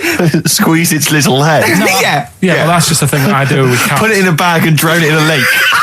I can feed it and then I can throw it against the wall. Exactly. So you didn't see it like that, did you? No, that's very good. So it's about love, is it? It's about putting up with the bad things for something you love. Yeah. Well, that's nice. But Carl, you seem now to be convinced and rather smug that you've tricked us and that you've fooled us and that we didn't understand it. Well, I say that's your fault, not ours. No, it's not, though. I mean, look, that man in Forrest Gump, he was a bit of a nutter. And he came up with the life as a box of chocolates thing. Yeah. Now, if that was in this book, you say, oh, yeah, brilliant, you know, good bit of work. But if he was sat here doing the show with you, you'd be taking the mickey out of him. Sometimes I feel he is. No, but Carl, I could. In fact, if people are out there, we're too lazy. Could you write down everything Carl's ever said? Because I think we could publish that. Yeah. He said one today. He saw my salamander. It's not a euphemism. He saw my salamander, and it's just sitting there in the tank. Your exotic pet. Yeah, and he's worried about there not being a lid on. And he said, I went, what are we worried about? He said, wow. He said it sits there for 24 hours a day, obviously planning to get out. Well, it's got nothing else on its mind, and it's the daft thing is, he has actually got the lid ripped up a little bit. And he'll be looking up there, and it's going to get out. But what's the worst that could happen? What's it thinking? What do you think it's thinking, this salamander? It's got its eye on the DVD player. I can have Ian be down the market. Well, it's like those people who, those cab drivers that you'll meet at sort of 3 a.m. who've just got a car and just went out with a car. Yeah. And just, I'll pick people up and charge them. Yeah. I got in one once. I said to him, a guy just pulled up. I said, he said, I was in like East London. I'm going back to North London. I said, going to Swiss Cottage. He went, sure, hop in. We set off. He went, do you know the way? I said, well, not really, no. I thought you'd know the way. You're in a cabbie. And he went, no, don't really know the way there. I said, have you got an A to Z? He went, no. I thought, well, if you're going to go out just on the, just winging it as a cab driver, two things, take a map and a torch. He didn't have either. He said, well, I'll probably get to Camden. I said, right, I'll direct you from there. Drove on for about 5 minutes, making conversation. About 5 minutes later, he went, do you know the way to Camden? I thought you knew the way to Camden. I don't really know the way. I thought you did. Oh. It was lewd. I mean, let me out. £4. Exactly. And that's, I don't know who's got that sort of time on their hands that they just think it's 3 a.m. I'm at a loose end. I think I'll go out doing a bit of cabbing. Wow. Yeah. Because your dad was a cabbie, wasn't he? Yeah, it was. Yeah, couldn't stand it, but it's good money. He was he wasn't like a chancer though. What was he doing when he put that little Forrest Gump in a weedy bin? That was part of the cab company thing. They had to do like a charity event once a year, and he did it one year. Never asked him again.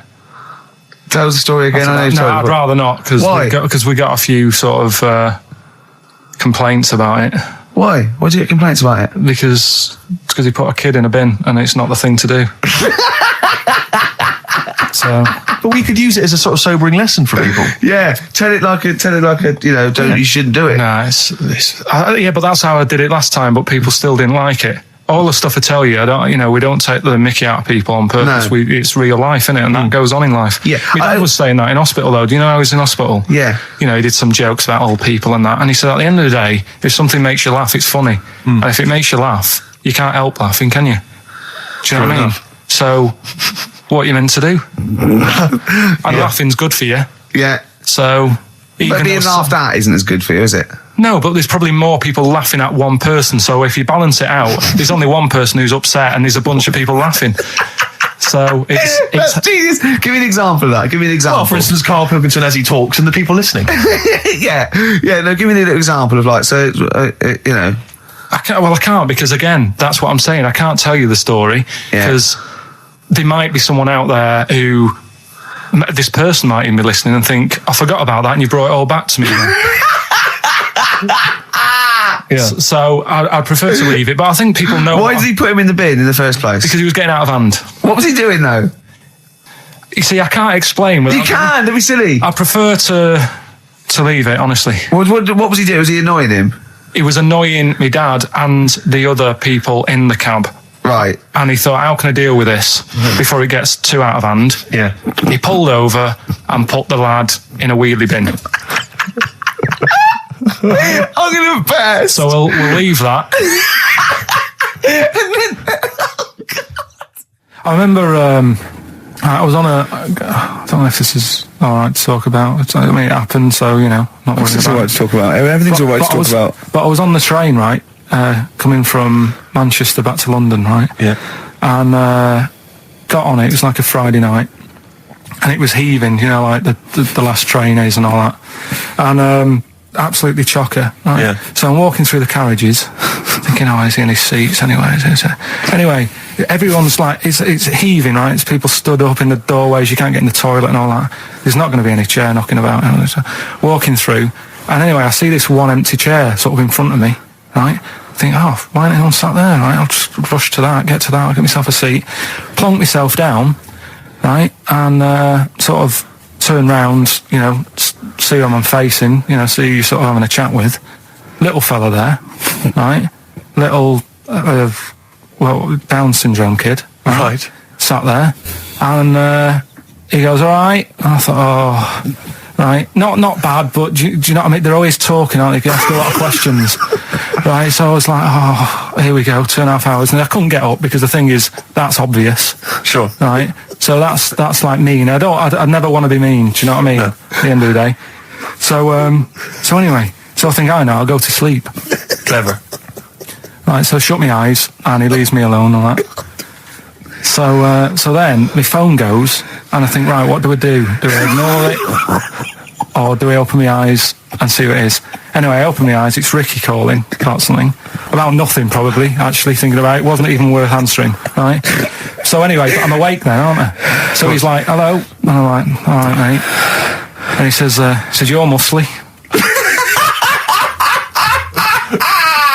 Right. Oh, God! And I said, yeah. And he goes, why? So I said, no, just am. It's, again, stressing me out because I was thinking, why am I muscly? I don't go to the gym. And, I'm not muscly, I'm in good shape and that. Well. So then he wants an arm wrestle. On a crammed train from Manchester. So I've got another hour and a half of this. When you talk back, he'd soon have got up and left.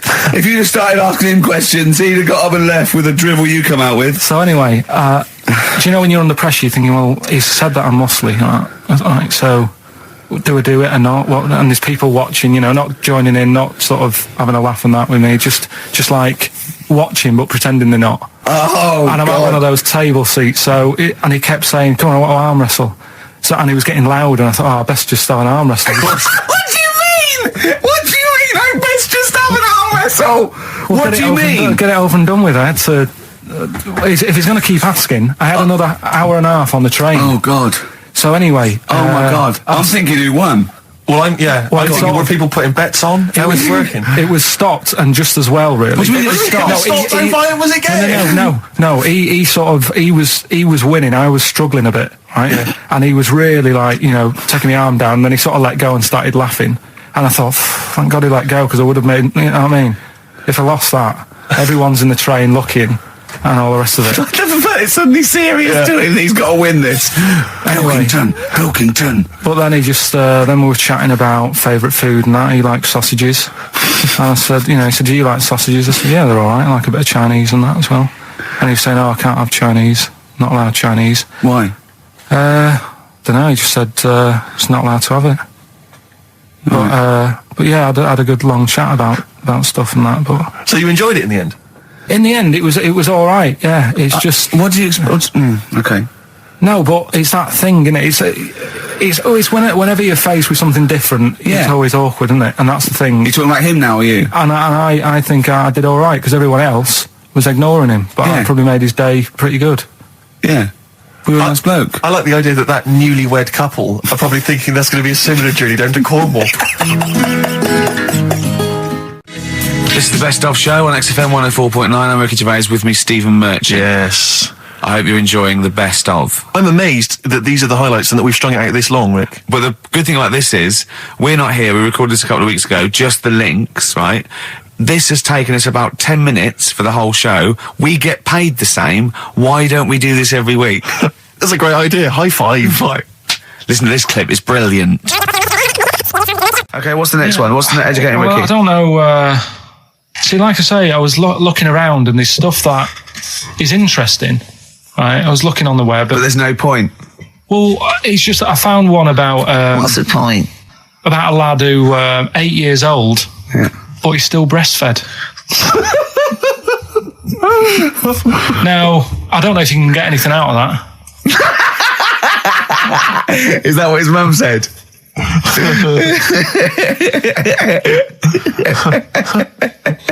What do you mean? I don't know if I can get anything out of that. You don't need to. No, it's just that. You know, where did you read that? That was on the internet. Oh, well, yeah. You're always unspecific when you mention it. It's just it was on the internet. Well, I'm trying to think what I put in. I think I put in Y to see if I'd confuse a computer. And then, go! You are... No, I did honestly. I did a search, put in why, and he came up with funny things that, like, why is this person doing that? Why is that? And it had a picture of this 8-year-old lad, sort of, you know, on his mum's nipple. And it was saying, you know, is this healthy? You sure that wasn't asking you that question? What? I put in why? Just to confuse the computer. Like, what do you mean? Yeah. Stop it. Yeah.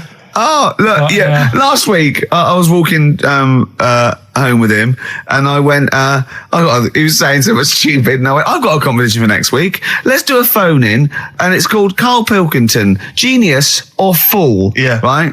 And he went, No. I went, why not? He went, well, it'd be confusing, because they say there's no difference between genius and being a fool.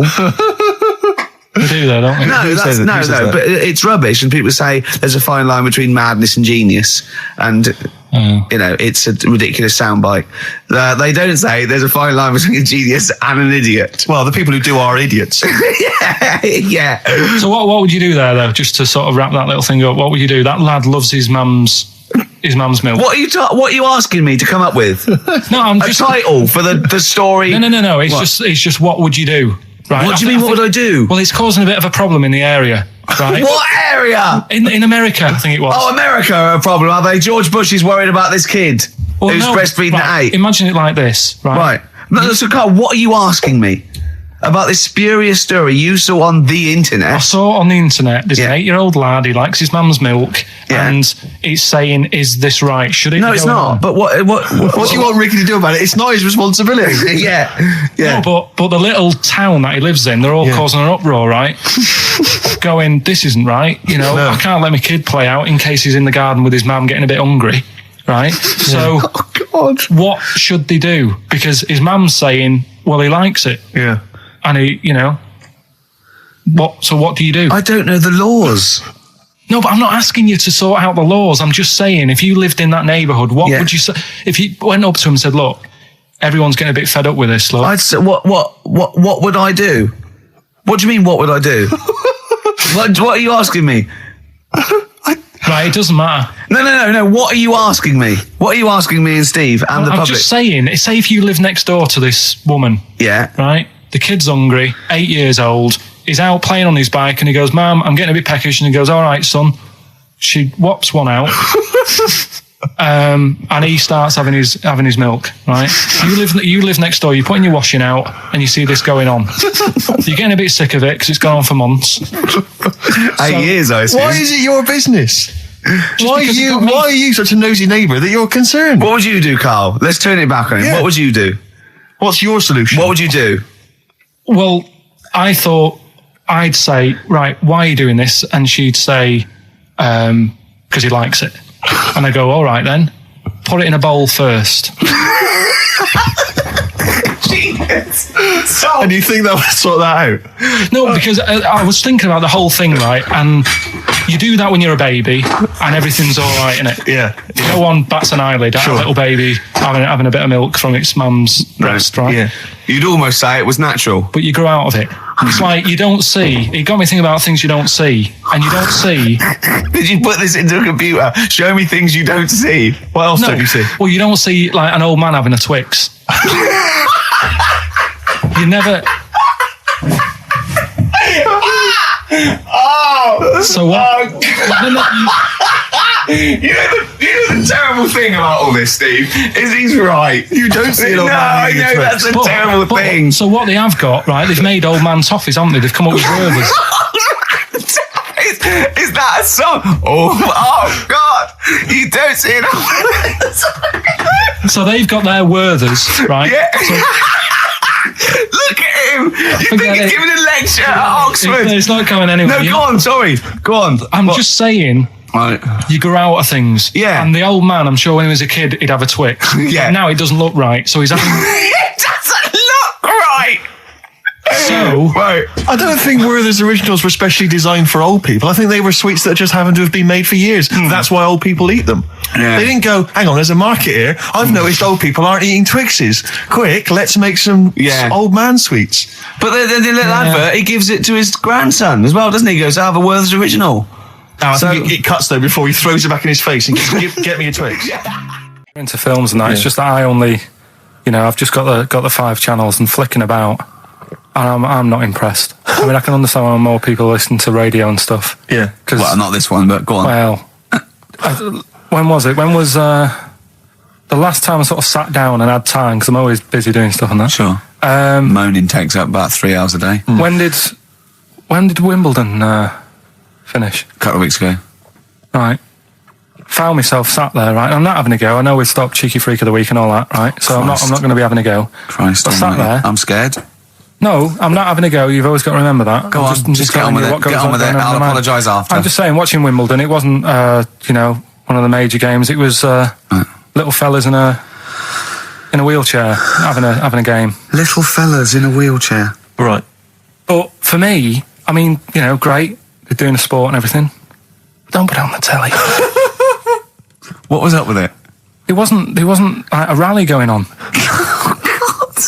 No, do you know what I mean? Do you know normally Christ. like with the well, not Tim Enman, but with some of the other with some of the other players and that, they're playing for ages, aren't they? It's like, who's going to win this and that? Yeah. None of that. It was just like, hit it, net. Oh, Christ! Oh, God! I don't know what to do! And people would like sat there watching it as well when they've got other games going on in there. That's what I couldn't understand. If you've paid your money to get in, Yeah. I mean, like I say, good on them. If they, do you know what I mean? But it would have been... I And don't they know, all start first in the marathon. I just thought it would have, give them a game of swing ball or something. Yeah. You know what I mean? No, yeah, I understand. Oh, God. There's never anything on. XFM in the community. Let's play a tune. Ricky Gervais, Ricky.Gervais. Don't put my name to this last link. Don't put my name to this last link. Ricky.Gervais, xfm.co.uk. Oh. Magic, Virgin, if you're listening, we are available probably sooner than we thought. Just check, because there are rules in place, aren't there? Yeah. There was a big bust up in the week. I'm only allowed to wind him up. I'm not allowed to wind him up socially now. I'm not allowed to... What am I not allowed to do socially?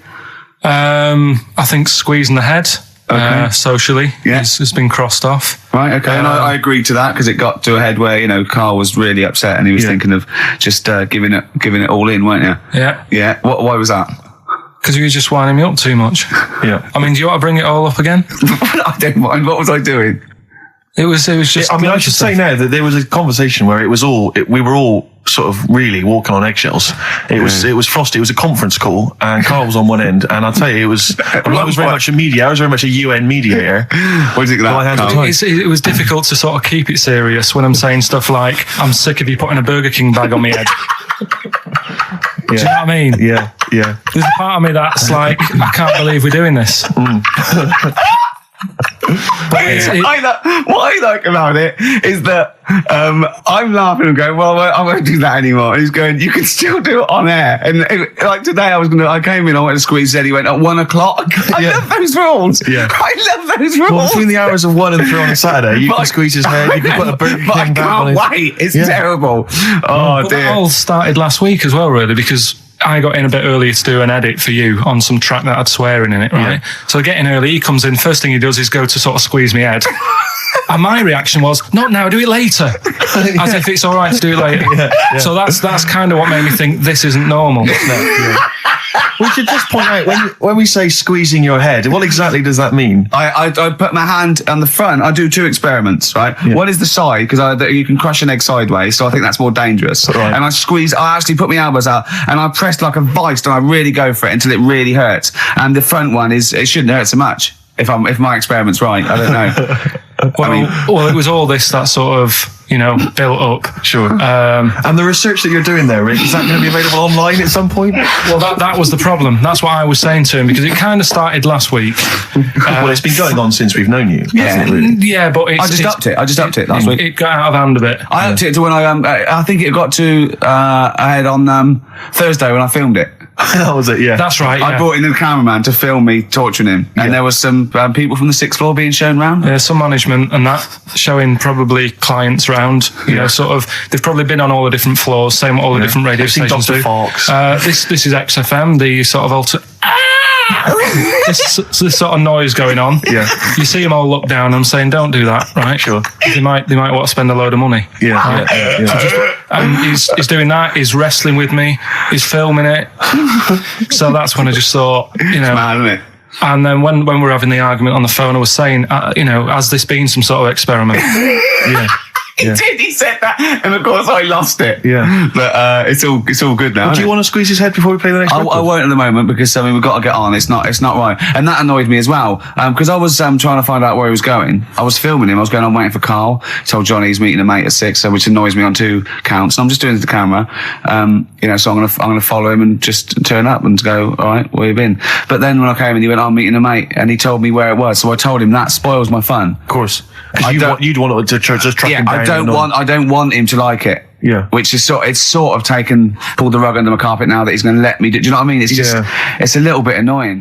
This is the Best Of Show on XFM 104.9. I'm Ricky Gervais, with me Stephen Merchant. Yes. I hope you're enjoying the Best Of. Have you got some educating, Ricky, for me? Got some education. I need some education, Carl.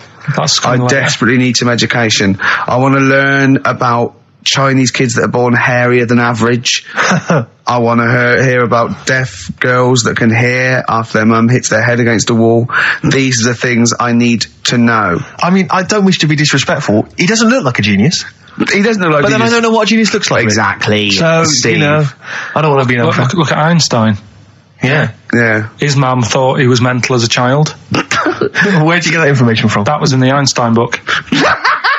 Well, it was in the Einstein book, then it's presumably true. Which Einstein book is that? His Theory of Relativity? The big book of Einstein stuff. Oh, yeah. Yeah, the big bumper book of Einstein stuff. It's for a coach trip, and you have to fill in E equals MC1 squared, 2 fish, or 3 hello, and then it's multiple choice, and you fill it. It's great. It's Did his mum think A, he was a genius, B, mental?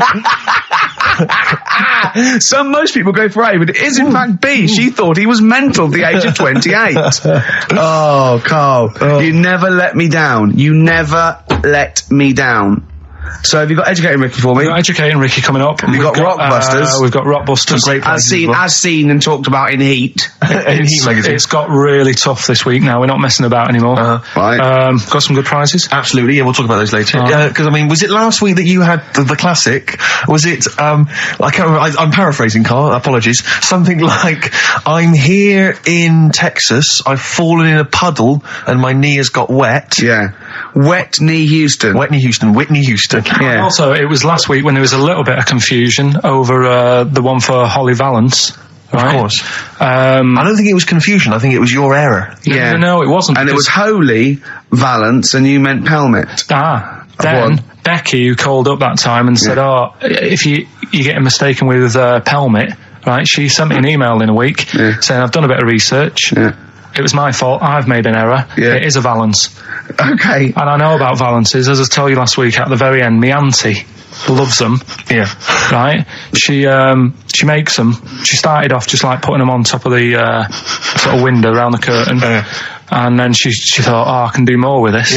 And she had a little coffee table that had magazines underneath. And she said, I'm sick of seeing them magazines when I'm sat down. She sounds like a Pilkington. So... I'm sick of seeing them magazines when I sit down. So she put a Valance around the table. She just got Valance around everything now. Yeah. Then, next step, she tapes everything. She never actually watches telly. She tapes it all because she gets sick of listening to the adverts and that. Yeah. So she tapes everything. So she's got loads of videotapes and that. And the video used to get on her nerves. When she was watching a film, she'd see the clock changing. Oh. And it distracted her from the film. So she put a Valance around that. That's genius. Yeah. So, that is or is it mental? Only Mrs. Einstein can tell. I don't know. She's even made her little Jack Russell look like a hovercraft. Yeah. It's great. So everything's got a Valance. If you go round and you stand still for too long, the chances are she'll put Valance around your head. Yeah. This is this is Auntie who? Auntie Nora. And this is the one that farted for 5 minutes. She did. Lest our listeners forget. Lest we farted forget. for 5 minutes, called his mum, saying I'm farting, 2 minutes into the fart. She's at about 2.5 minutes in. Right. Okay. Right. The results of We ain't got a winner for the first time. Yes, we have. We've got done this loads. feature for. We've got loads of winners. No, we haven't. We've done this feature for 3 weeks. This is the first time I've managed to sort of. What? Well, let's go through them then. What have they got wrong? The first one. The first one. What was the first one? Well, hang on. Let's do them in reverse order for a second. So what's the last one? The last one. The clue was that bloke does sport on the telly and he's got a little kid. What's that? That's Destiny's Child. Des, who does ITV Sport, that's has got a terrible, Tiny's man. Child, right? No, terrible. that's fine. They got that. Okay, Destiny's Child. Des- What's the one? Des What's the middle one? Right, the middle one. Right. Child. The second one was he doesn't like women, yet he's got a couple of kids. That's a bit weird. Yeah. Right? That was PD, that was Puff Daddy. That is offensive. Go on. But it's not Puff Daddy. It's Puff Daddy. And he's not even called that anymore. He's called P. Diddy. Well, Okay, fair enough. but they got that one. Yeah. And if I'm being tight, these lot are as well. Yeah. Yeah. Tight means something in Manchester. Go on. Right? And the first one that they're having problems with, I don't think them birds should be allowed in this They've area. got it. Boyzone. It's not Boyzone.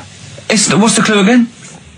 I don't think them birds should be allowed in this area. That is perfect. A boy zone. No birds. No women. No women, yeah, birds, right? A boy zone. Sorry, Carl. If that isn't the answer, their clue is better than yours. That is brilliant. What was yours? Boy zone. It works perfectly. What's your answer then? Bangles. I have no idea what that means. Like seagulls. So you don't want them in this area, so you're banning them. Bangles.